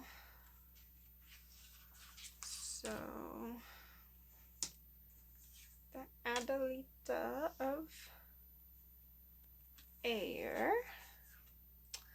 This one suggests practice activities such as harvesting herbs in a squat position to open up your pelvic region. And when you cook with oregano, don't forget to sing. This one, I will say also, if you stuck around, this one has a lot to do with body positivity, so that could be something some of the secondary, anybody who's still here might need to hear. The Iha of Water. Calm overwhelming emotions with a gentle chamomile tea. Soothe a headache after a big cry with a chamomile head compress, and then collect your dreams with chamomile as you harvest flowers blossom by blossom. The Seven of Water. Write your heart's desire on fallen bark and set it down a river. Use birch water to detoxify and cleanse, both for your health and in your magical practice. And invite new forms of divination into your practice. And for the Chariot, cedar. Wear a garlic... Oh, wait, that's not cedar. Encounter cedar in the wild. Ask for guidance. Carry a small leaf in your pocket for courage.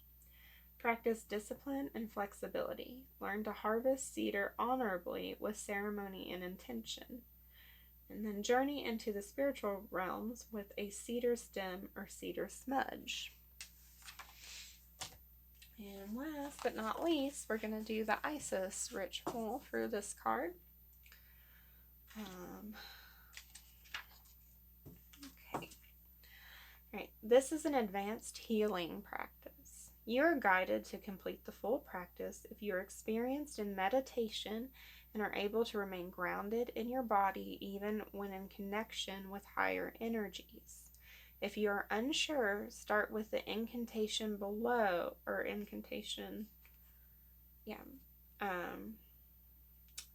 start with this incantation. Goddess Isis, that loves me unconditionally, protect me now. I rest in the heart of your love and peace. So be it. Master Seraphis Bey will confirm. And build up to the ritual in time. If you feel unwell during the ritual practice, draw it to a close immediately and finish your practice with the same incantation. As an experienced spiritual healer, you will be able to adjust your vibration to a level that is ready to embody Merkaba over time if you do not yet feel up to the practice. If you feel ready for this ritual, you'll need to sit on the floor in a meditation posture. Or you can sit comfortably in a comfortable seat with your legs crossed underneath you or your feet flat on the floor side by side. Have your arms resting on your legs with your palms facing upward. Focus your breath, allowing it to become relaxed all the way down into your belly. If you tend to breathe shallowly, do not start this exercise until you have learned to slow and deepen your breath to your belly. Then say out loud the same protection mantra. Goddess Isis, that loves me unconditionally, protect me now. I rest in the heart of your love and peace. So be it. Master Seraphis Bey will confirm. Once your breathing is restful and deep, become aware of a triangular prism, the 3 points of the base reaching up to a 4th point above. The base of the prism easily sits well beneath your feet, and the point is high above your head. Visualize or intend the prism to be formed of electric violet light, which is pure white light with flecks of neon violet in it around its edges. Take your time to build the prism with your intention until you sense it firm and stable, hovering around you comfortably. Once the first prism is clear in your mind, a second triangular prism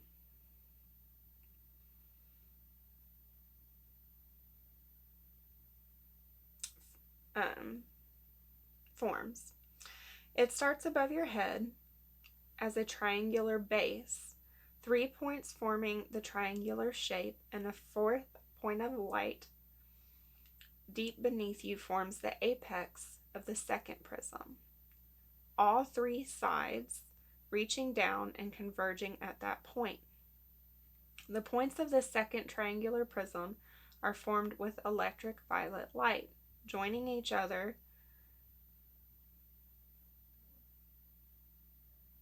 with the base high above your head and the point deep below your feet, with you fitting comfortably within.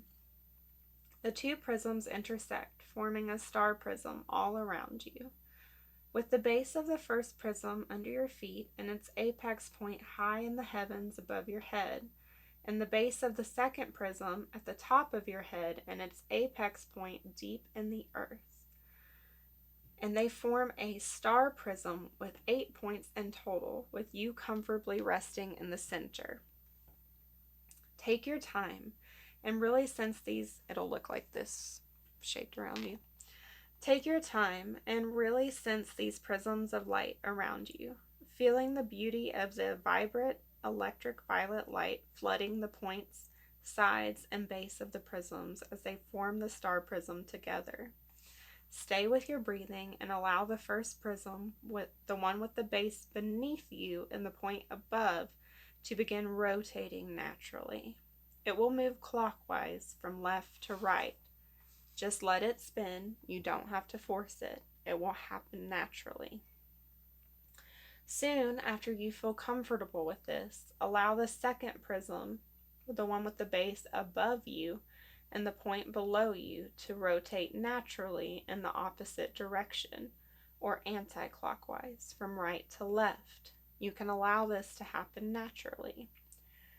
As the two prisms rotate, you will feel energy growing strong and moving your soul body and physical body into greater connection.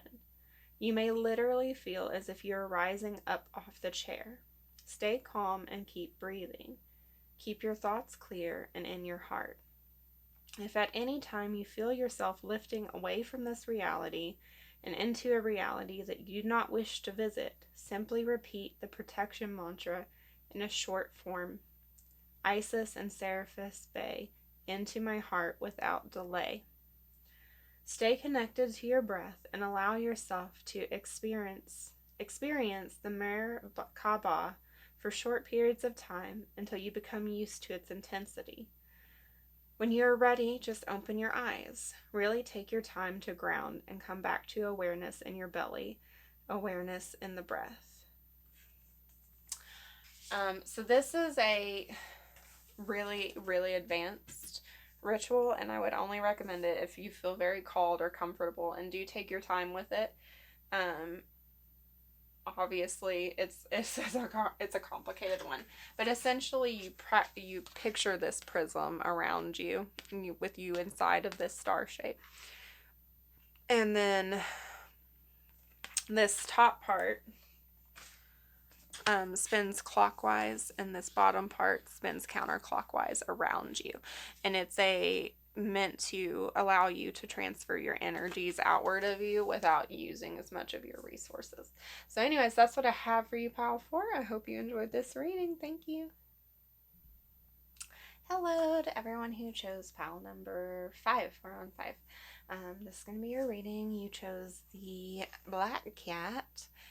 It says, you are strong, you are resilient, you will defeat this. Put him there. I'm going to grab some tea because this has been a much longer reading than I expected.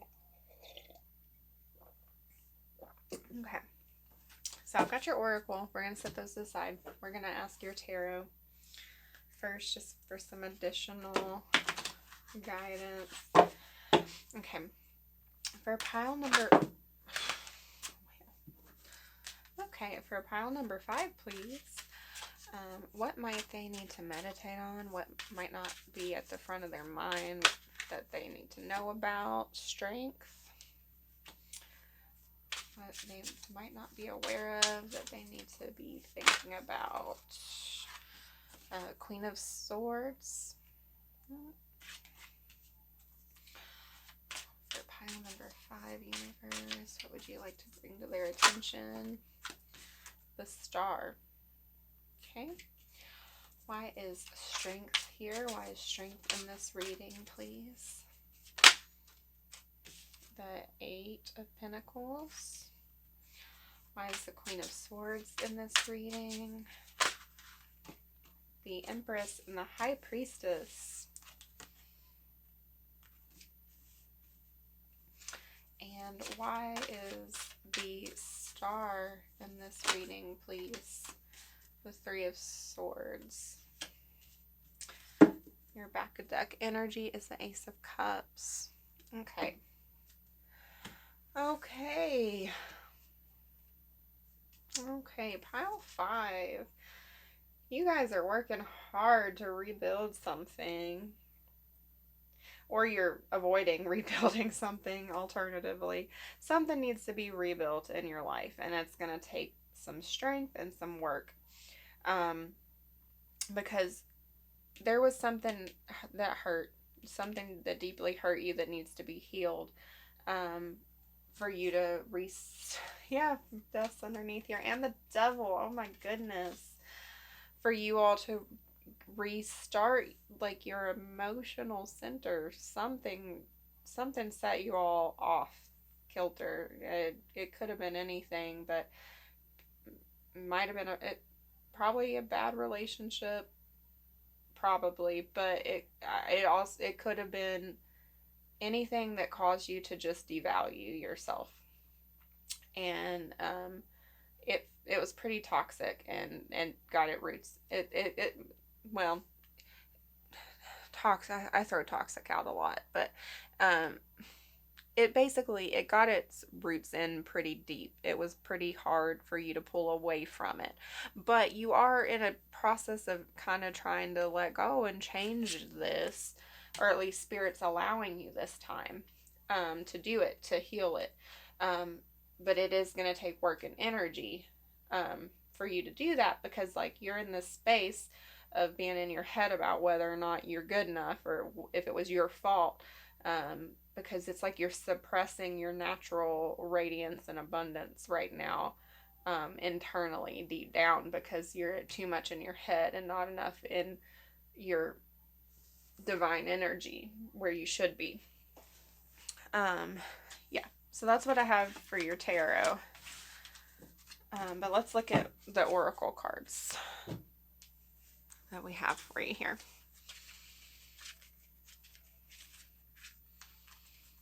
Okay, so we have the Mentor. Always do your best. Love and nurture your body. Your own body is a manifestation of God, and if you honor your body, everything will change for you. Practice giving love to every part of your body. This will plant seeds of love in your mind, and when they grow, you will love and honor and respect your body immensely.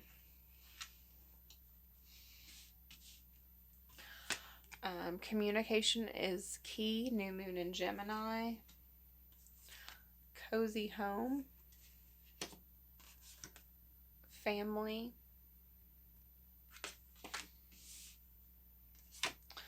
The Four of Air, lavender.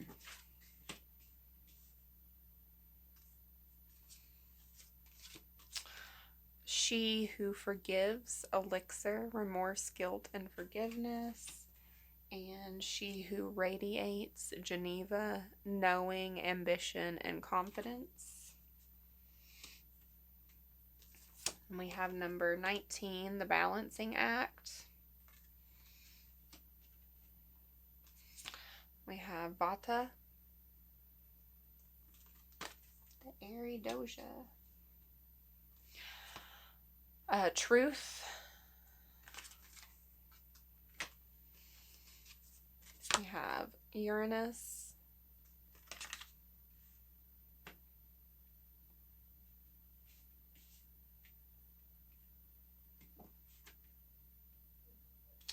And then we have Saturn. We have, from your rune deck, it is Uraz.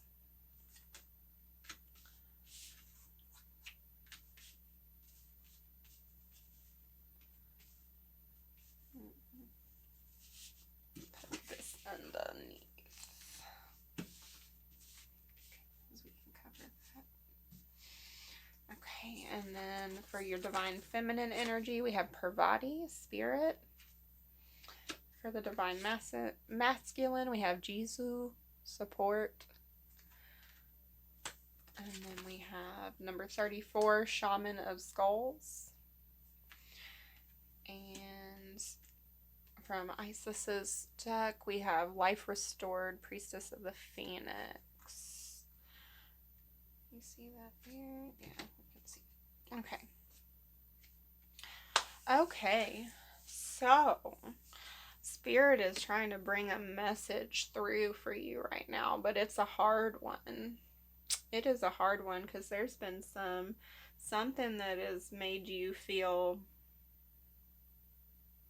off kilter, where you don't feel valued.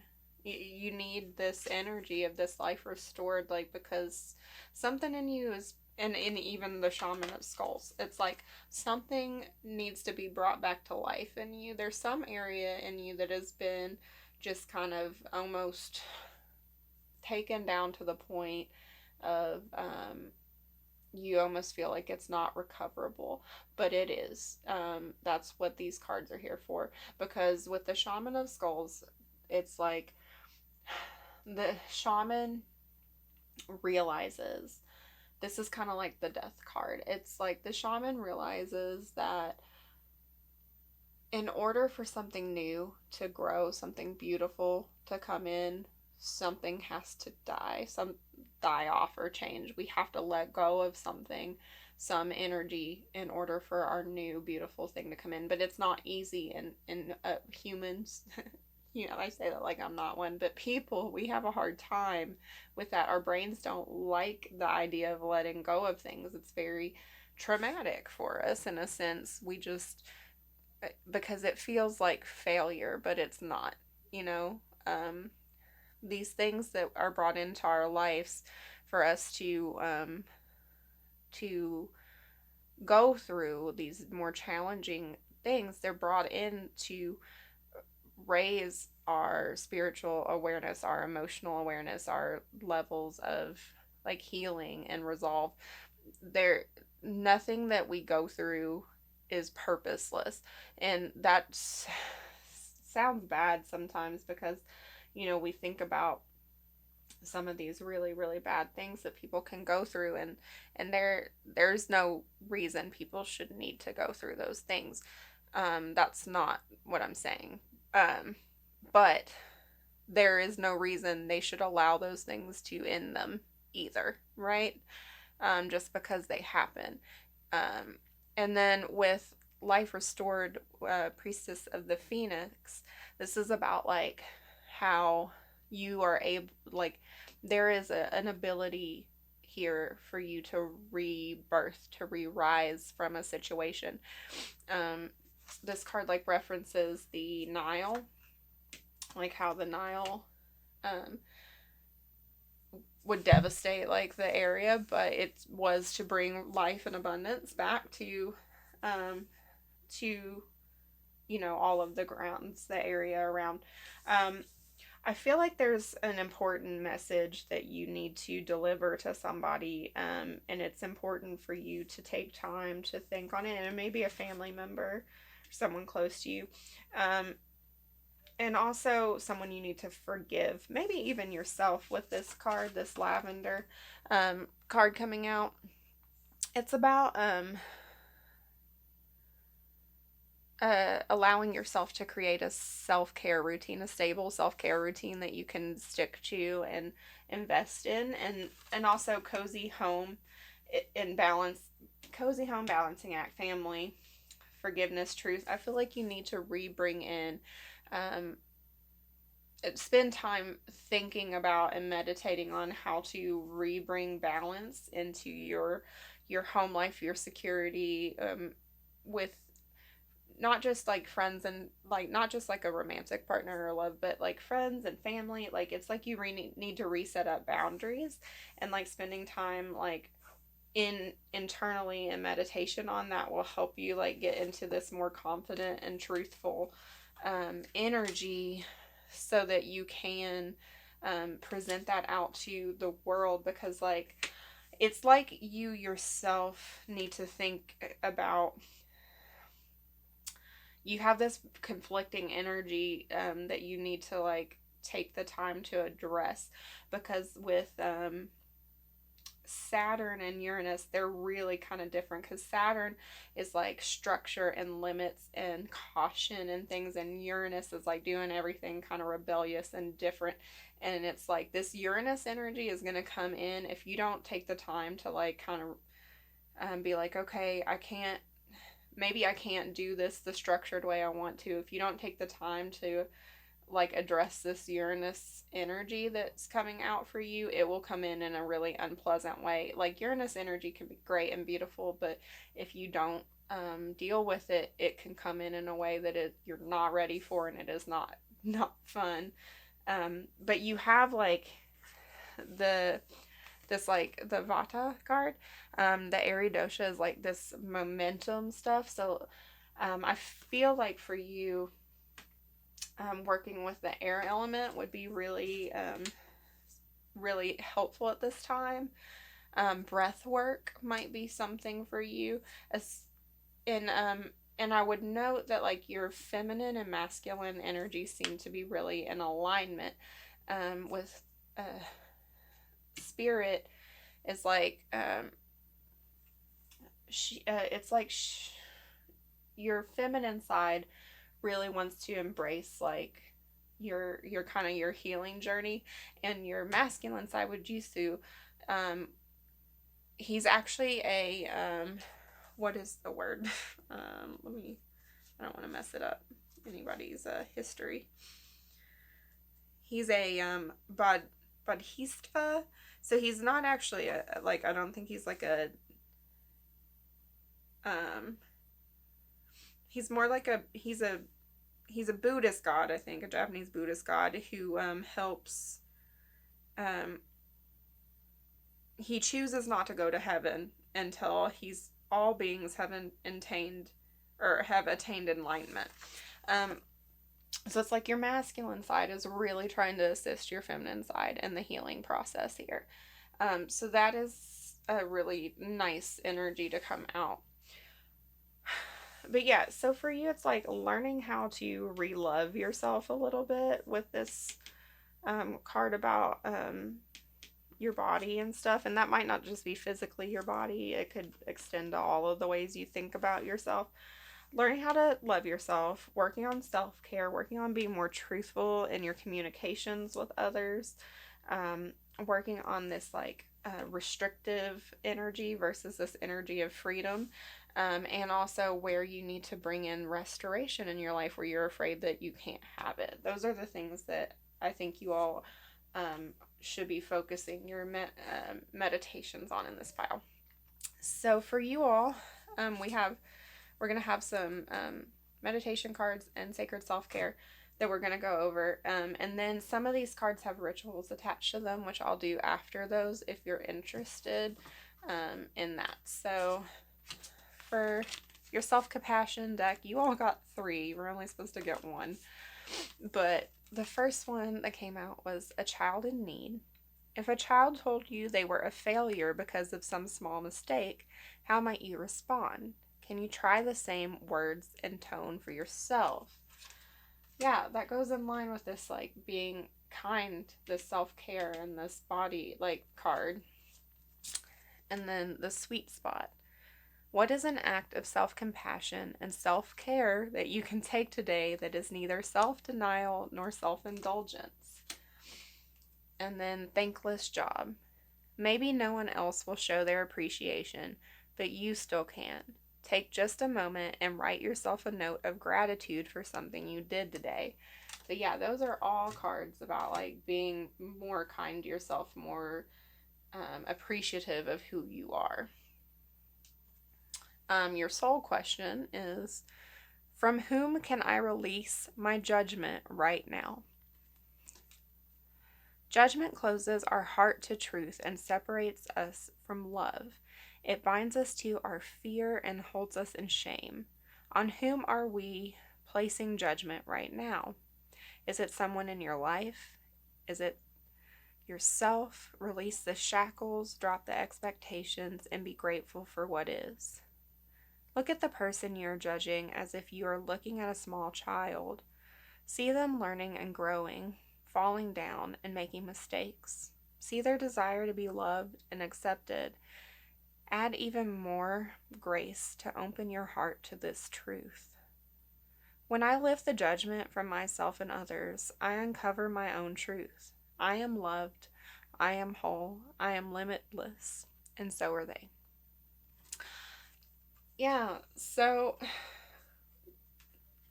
I think that goes in line with the reading. Possibly, yes, yourself, but maybe even someone who caused you pain in the past. You need to release that wound. But I also think with some of these, the child in need and that child reference in this card, maybe there's some inner child wounds that need to be addressed for this pile as well. So your sacred self-care is watch a movie. Sometimes we need to just take time and do something that is like not even remotely productive, and that's okay.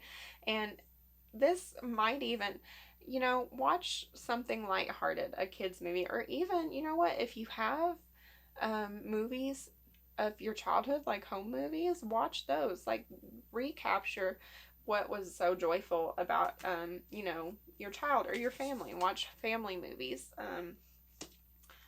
But that is like something so simple that can bring so much joy when we pick something that is going to, you know, not bring tension. There are lots of movies and things like that that will actually, you know, add to our attention. So like, don't go pick like a thriller if like horror movies don't bring you calm, right? But like, take some time and do something that is, you know, going to allow you a little bit of peace, you know. So then I also shuffled and asked Spirit for a pose that would allow you to a yoga pose that would allow you to better take in these meditation, or you know, these themes from this reading, or to receive downloads better while you're in this pose. Just anything that might be helpful for you guys. So you got Savasana, corpse pose. This one's a lovely pose. You can stay in this pose for a while. And this pose has lots of benefits. It can reduce headache and fatigue. It restores your body and your mind. It helps your or to lower your blood pressure. And it can even increase your energy levels after laying in this for like 5 minutes or so.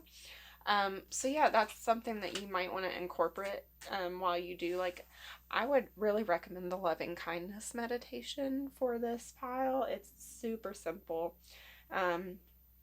It's just you say, you know, may I be happy, may I be at peace, or may I be happy, may I be healthy, may I be at peace. And you say it for yourself, then you say it for someone you love, then you say it for someone you have neutral feelings towards, then you say it for someone you might have a difficult relationship with, and then you say it for the whole world. And it's really simple, but it can do a lot for repairing like your feelings of self-worth. So yeah, that is what I have for you, Pile 5. If you're not interested in the rituals, this is where you'll leave me. I do hope you enjoy the reading. If you like my readings and you want to come back for more, please do feel free to subscribe to the channel. Or if you want, I do a lot more consistent small readings on my Instagram, which is going to be down in the description box below. And I do a monthly free giveaway or free reading giveaway for my subscribers on there. So if that's something you're interested in, please do follow me over there. So if you're interested in the rituals attached to these cards, we're going to start with the one for the balancing act. It has just a small mantra, which is, Divine Spirit, please bring balance into my life on all levels of my being. Help me to know what is for me and to know what is not for my highest good. Help me to know the difference. My life is in order, so be it. And then for the Isis card,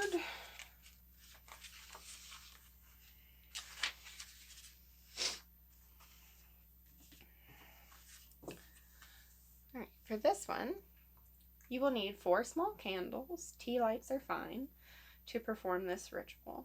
Find a quiet space where you will not be disturbed, with enough room around you to light your 4 candles in each of the directions, north, south, east, and west. Light the candle placed in the south and say out loud, I give thanks for the protection and healing that has been gifted to me from the priestess of the Phoenix in unconditional love. I now surrender any fear of being reborn into life, now into the fire belly of the divine goddess of the south. With honor and respect, I release this now. So be it.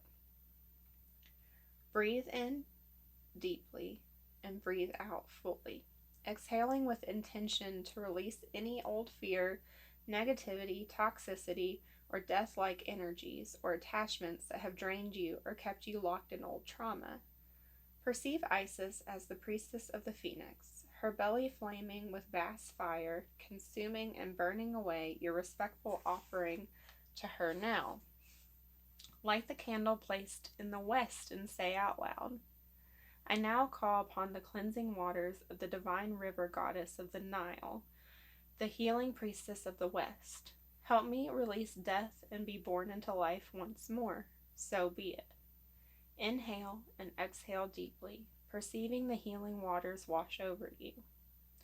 Light the candle placed in the north and say out loud, I now call upon the strengthening and manifesting powers of the priestess of the earth. I gratefully receive your gift of being born into the world of the forms now. May my soul take shape and the healing gifts take form in my life. So be it. Inhale and exhale with awareness of your body. Be aware of how you are sitting or standing. Be aware of your spine, your limbs, your face. Close your eyes and feel the life buzzing inside of you. When you are ready, open your eyes and turn to the east, lighting the candle placed there and saying out loud, I now choose to step into life, light, and rebirth. The new life is upon me now, resurrected from the remnants of my past and born anew. I call upon the guardianship of the priestess of new life in the east. I step through the gate now into life restored. So be it. When you are ready, stand and intend to take a step through the inner gateway. This may actually involve you taking one small, slow, and meaningful step to represent this inner step into new life. Pause for a moment and enjoy this first step into your new life. You may wish to state this incantation before you close your ritual. Life flows through me, unobscured. From past hurts I am now cured. I meet my life blossoming anew. My inner light shines bright and true. Isis, Isis, Mother of divine perfection, through your grace, I have resurrection. When you are ready to close your ritual, simply extinguish the candles. Okay. And this one also has a small ritual. Place your hands lightly on either side of your head. Say out loud, this sacred skull holds the wisdom, shining, unconditional divine love in all directions now.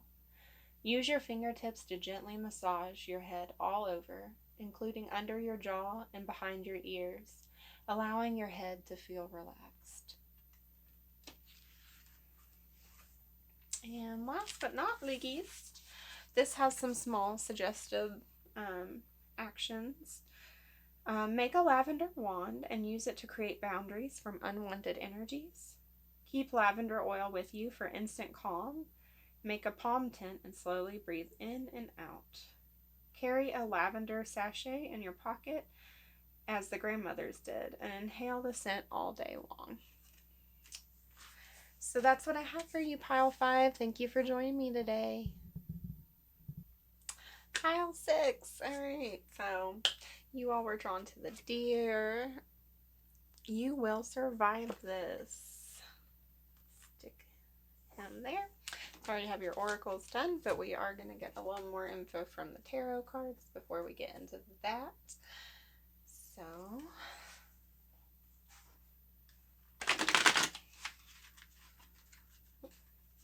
my shuffling has just gone downhill today for this.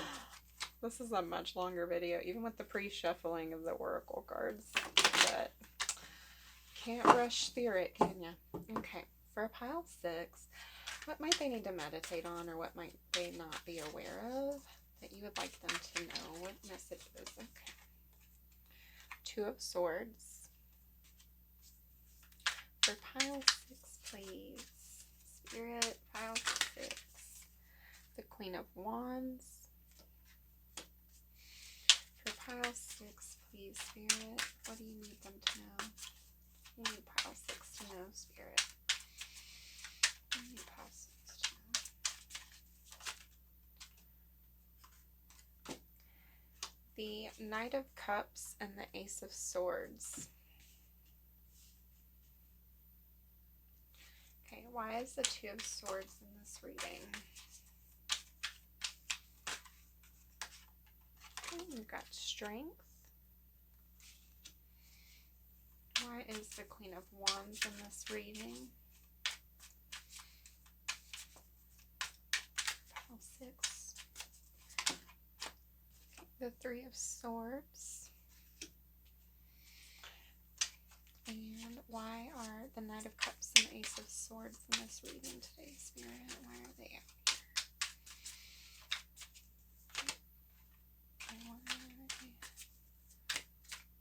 here? The Eight of Cups.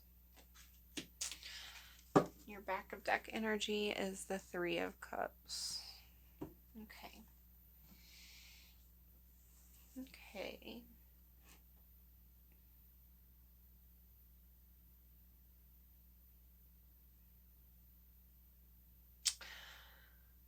Okay. There is this... Spirit is highlighting that there's been a hesitation, an indecision in your energies lately. Like, do I want to do this? Do I want to do that? Do I want to do this? Do I want to do that? Sort of feeling. And it's blocking you from, like, this lack of movement forward because of this indecision. It's blocking you from, like, your potential here with this Strength card to be really in your power. Because there's some fear of being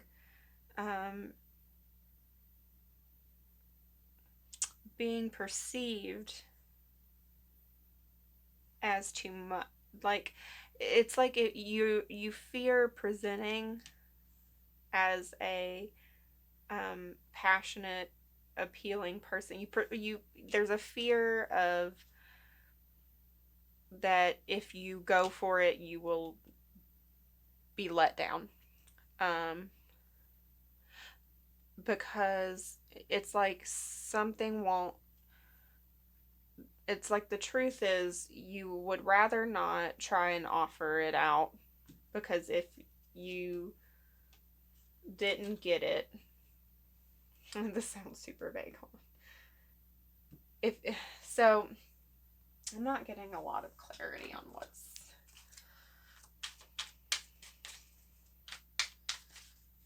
Six.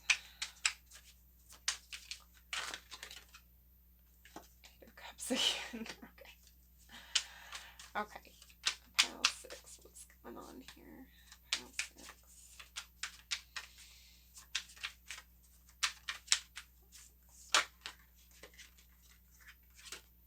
You're just stuck. You're afraid.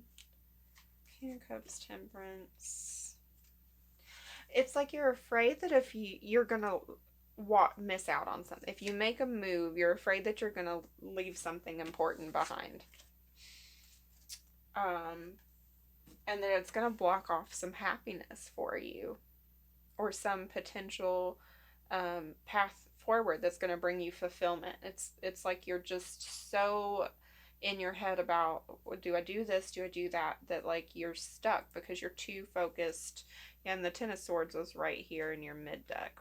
You're too concerned about like what could go wrong here. There's too much fear on the future, and you're not living enough in your present.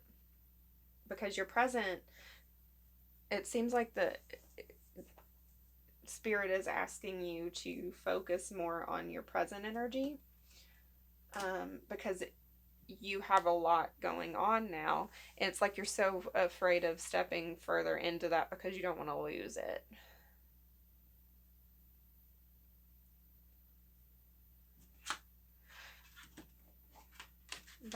That's what I'm seeing here. Let's look more at your tarot, or not your tarot, your oracle cards, and see what else comes out for you.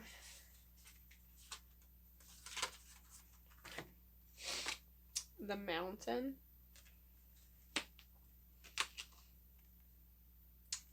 Adjustments are required.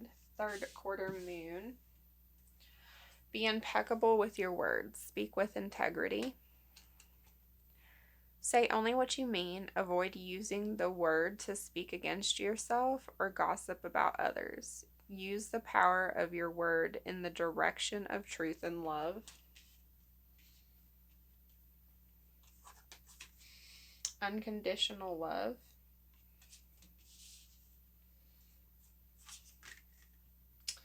She who aches, Perpetua, sadness, solitude, silent, withdrawal. And she who avenges, Nemesis, revenge, outcomes, justice, compassion, coffee break. Can't get it to focus. Okay, coffee break. That's number 2. Diana. The Kandera of air, Rosemary. Rosemary's Baby for some reason. Okay, I digress. Aries, number 1.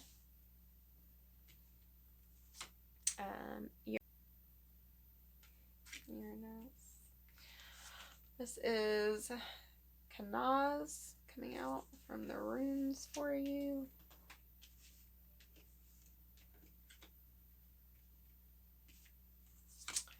Blessings for your feminine energy. We have He Swang Mu. I don't know if I pronounced that correctly. I apologize if I didn't, if anybody knows.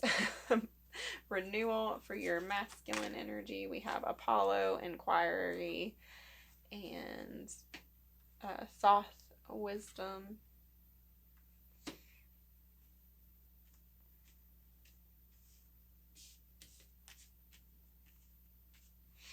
And then we have number 3, Gypsy. And we have Knot of Isis.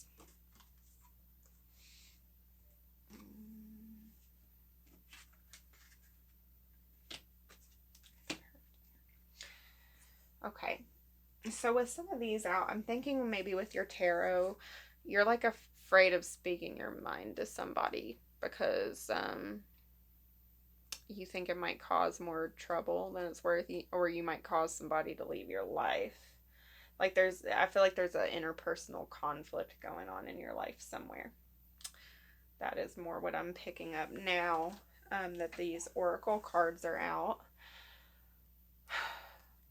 Okay. So what I will say is that with this Diana card, this is about the 8 stages of yoga. So it's about like concentration and meditation with the intention of actually getting to a truth. It's about like leaning into some kind of practice to the level where like it's like when someone is a super good artist and they focus super hard on like their drawing and they get so into it, it's almost like they forget time and space. They just become the drawing. And it's like spirit is kind of telling you right now, and that's true with like we'll get to that one in a minute, that like you need to take time to like give yourself kind of a break from thinking about interpersonal relationships and other people, and embrace some kind of practice or hobby that is going to give you that release time, like that moment where you can like just not be in your brain anymore almost, because it's like they're wanting you to re-examine where you are kind of allowing your pain to cause you to be not in your highest good, with this nemesis and this say only what you mean card. And also the mountain energy this is kind of a dual message here. Mountain energies can be rooted and very stubborn in its shadow side, and it's like they're wanting you to embrace, kind of have this lean into like this renewal energy, and kind of maybe do some work on unconditional love and compassion and where that can come out in your life. Because like with the gypsy card, this card is about changing, like going through a change, a journey, an unconventional journey, and like kind of looking at things through a new lens, and like embracing like a journey, I keep saying journey, embracing a new path that maybe isn't what you thought you were gonna be on initially, and it might get you to a place where you're having new blessings in your life that you weren't seeing before, especially with adjustments are required. And one of the key things about Mountain, this card, that it says in the guidebook is like sometimes people focus so much on trying to get to the top that they forget to go within. That you can also go within. And I think that that's a really important thing for you to think about in this journey, or in this particular, this is something you should be meditating on. And then this card too, the Condora of Air, Condora of Air. Anyways, it's about storytelling and storytellers and the power they have. But I think it's here in your reading because it's asking you to re-examine the stories that you might be telling yourself that aren't in your highest good, like about maybe with your masculine energy going in and kind of like looking critically at how you are playing a role in your life right now, and like what areas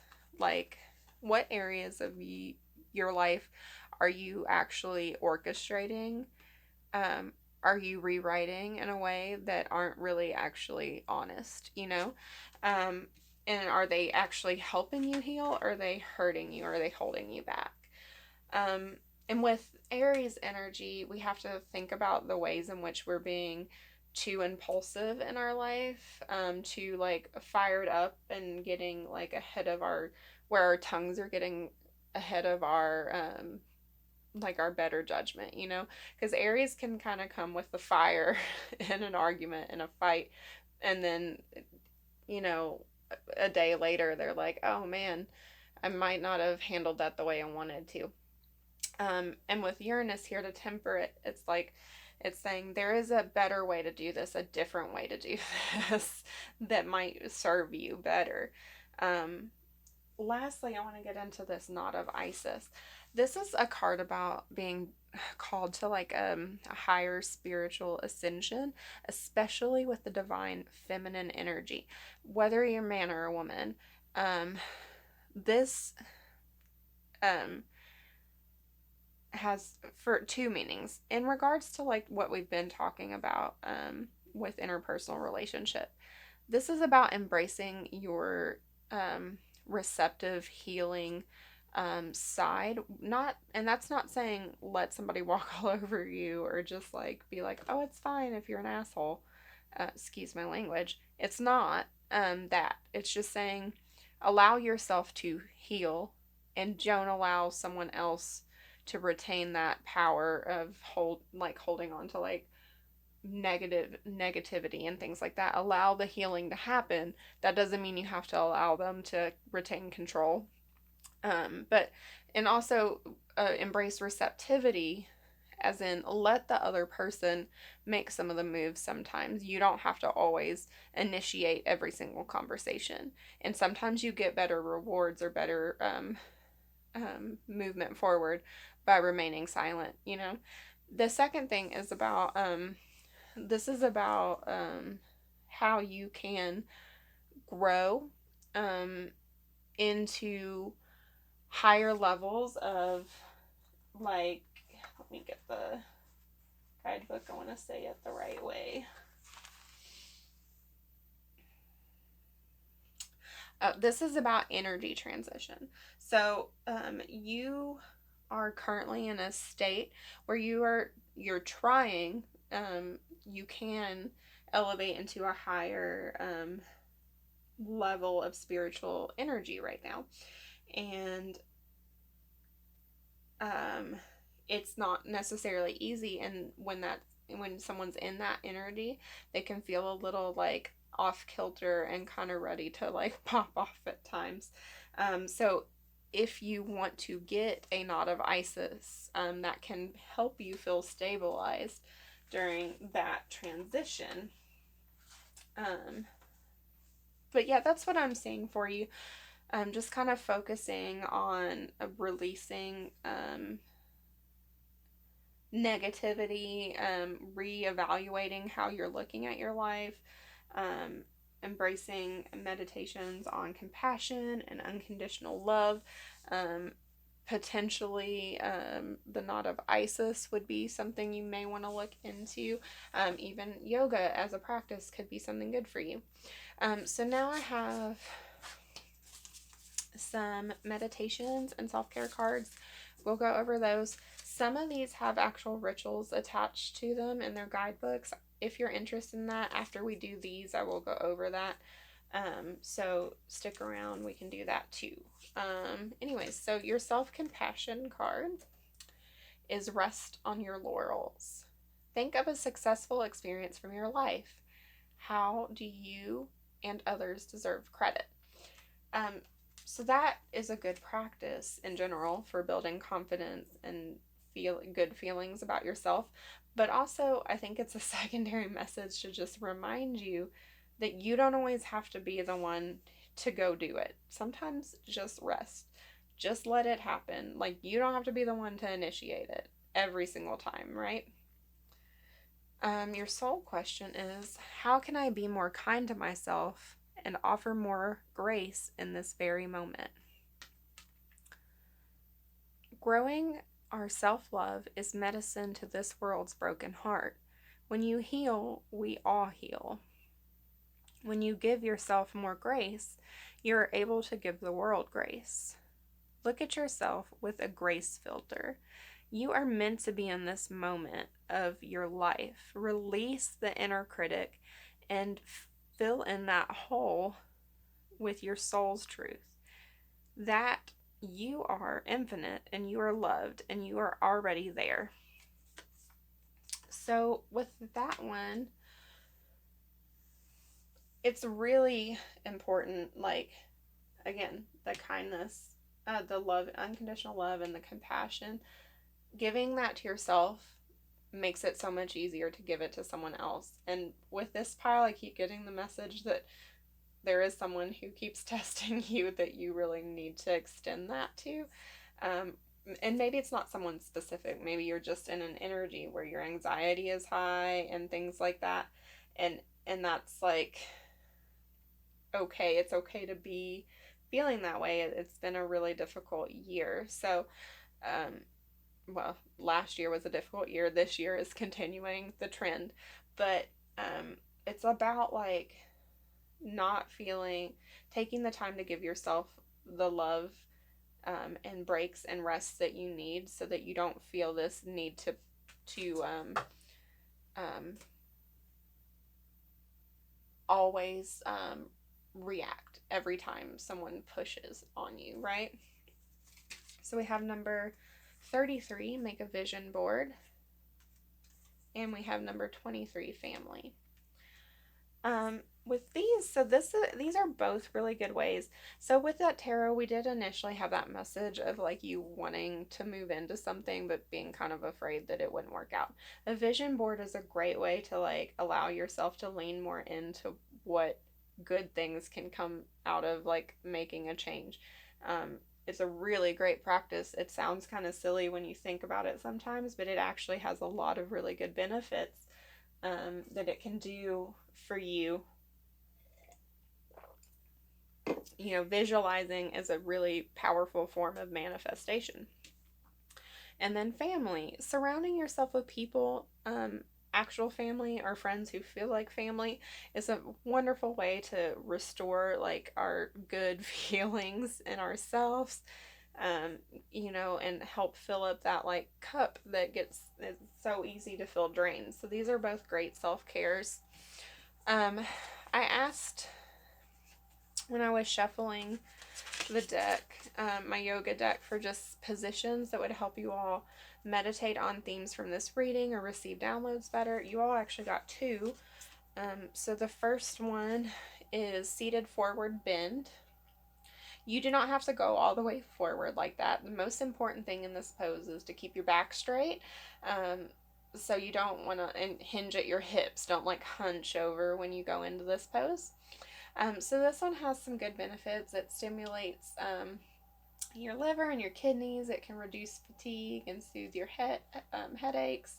It improves your digestion and it calms your mind and it can relieve stress. So that's a nice one. You also got the high lunge or crescent variation. This one is nice. It strengthens your legs, it opens your hip flexors, and it lengthens your spine. With this one, you can do this full, you don't have to go as low as this gentleman in this picture. What's important is, you keep your spine nice and long, your knee doesn't come over your toes. If you don't want to have your hands above your head like that, you can keep them in prayer pose in front of your chest, which is just when you put them in like a prayer position like that. And that's also a nice pose for you guys. So anyways, that is what I have for you. If you're not interested in the rituals, this is where you'll leave me. I hope it resonated. You liked it. If you did, please do feel free to subscribe for any additional readings in the future. Or if you want more consistent, simple, small readings, I do a lot on my Instagram. That information is down in the description box, and I do give a free reading away every month to just one of my subscribers at random on that channel or on my Instagram. So if you're interested in that, I would love to have you over there. For those of you who want to know about the rituals, we will do that now. So this one has a small mantra. It is, "Oh life that lives in all creation, grant me the ability to just be. Help me call upon my inner sight in order to see that which is in my world, in its true beauty and majesty. I am grateful to abide by your love. So be it."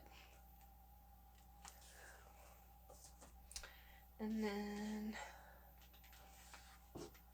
this one has a small ritual as well. Take time to shake what the... oh, wait. Sorry, that was from the previous one. This one is, find a place where you can stand comfortably. Say out loud, "Through unconditional love, I give the universe permission to guide me on a divine adventure. I trust the gypsy in my heart, which urges me to explore the new and unfamiliar, and to make the entire world my home. I am curious and open, and I trust that I will be looked after as I take my soul journey." Then open your arms wide as if you are embracing your future, the adventures that are meant for you, and all the beautiful blessings that your life will bring to you. For now, you are open, ready, and willing to receive. Gently scoop up all those good things and accept them into your heart.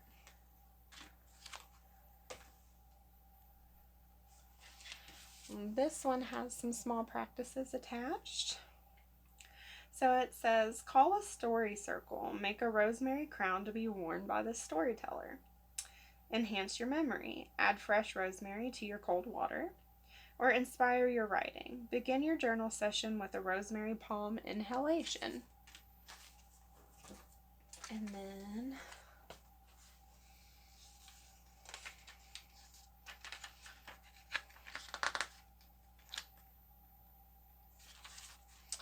for the Knot of Isis card, you may like to start with the incantation of the Knot of Isis. It says, "In unconditional love, I call forth the Isis knot. I am held in love like a babe in a cot. The buckle of the beloved has me secure, as my energy field now does mature. The goddess within my body and soul, the knot of Isis helps me grow whole." Close your eyes and imagine that you are being gently rocked in a vibrant red cradle that feels safe and stable, neither too small nor too large. It is just the right size, shape, and movement for you to feel perfectly comfortable. The cradle radiates the most beautiful red you have ever seen or felt, vibrant and glowing, and in it you feel safe, secure, and loved. Within it you can grow, and magically the cradle grows. As you do so, it is always the perfect shape and size for you. Allow yourself to grow as large as you like, your energy field growing, pulsing, and expanding with light and strength, with divine goddess energies, until you feel as large, strong, and potent as is right for you at this time. At all times, the cradle holds you perfectly. This cradle is a symbol for the knot of Isis, and as you are held, stay with this feeling for as long as is necessary, and then say, "In all ways, I am held and safe. As I grow strong and take my place in my high spiritual destiny for the benefit of all humanity, the knot of Isis supports me. In love and in light, and of my own free will, so be it." When you are ready, just open your eyes. Okay, so that is what I have for you, pile number 6. I hope you enjoyed this reading, and thank you again for joining me on Mohini Tarot.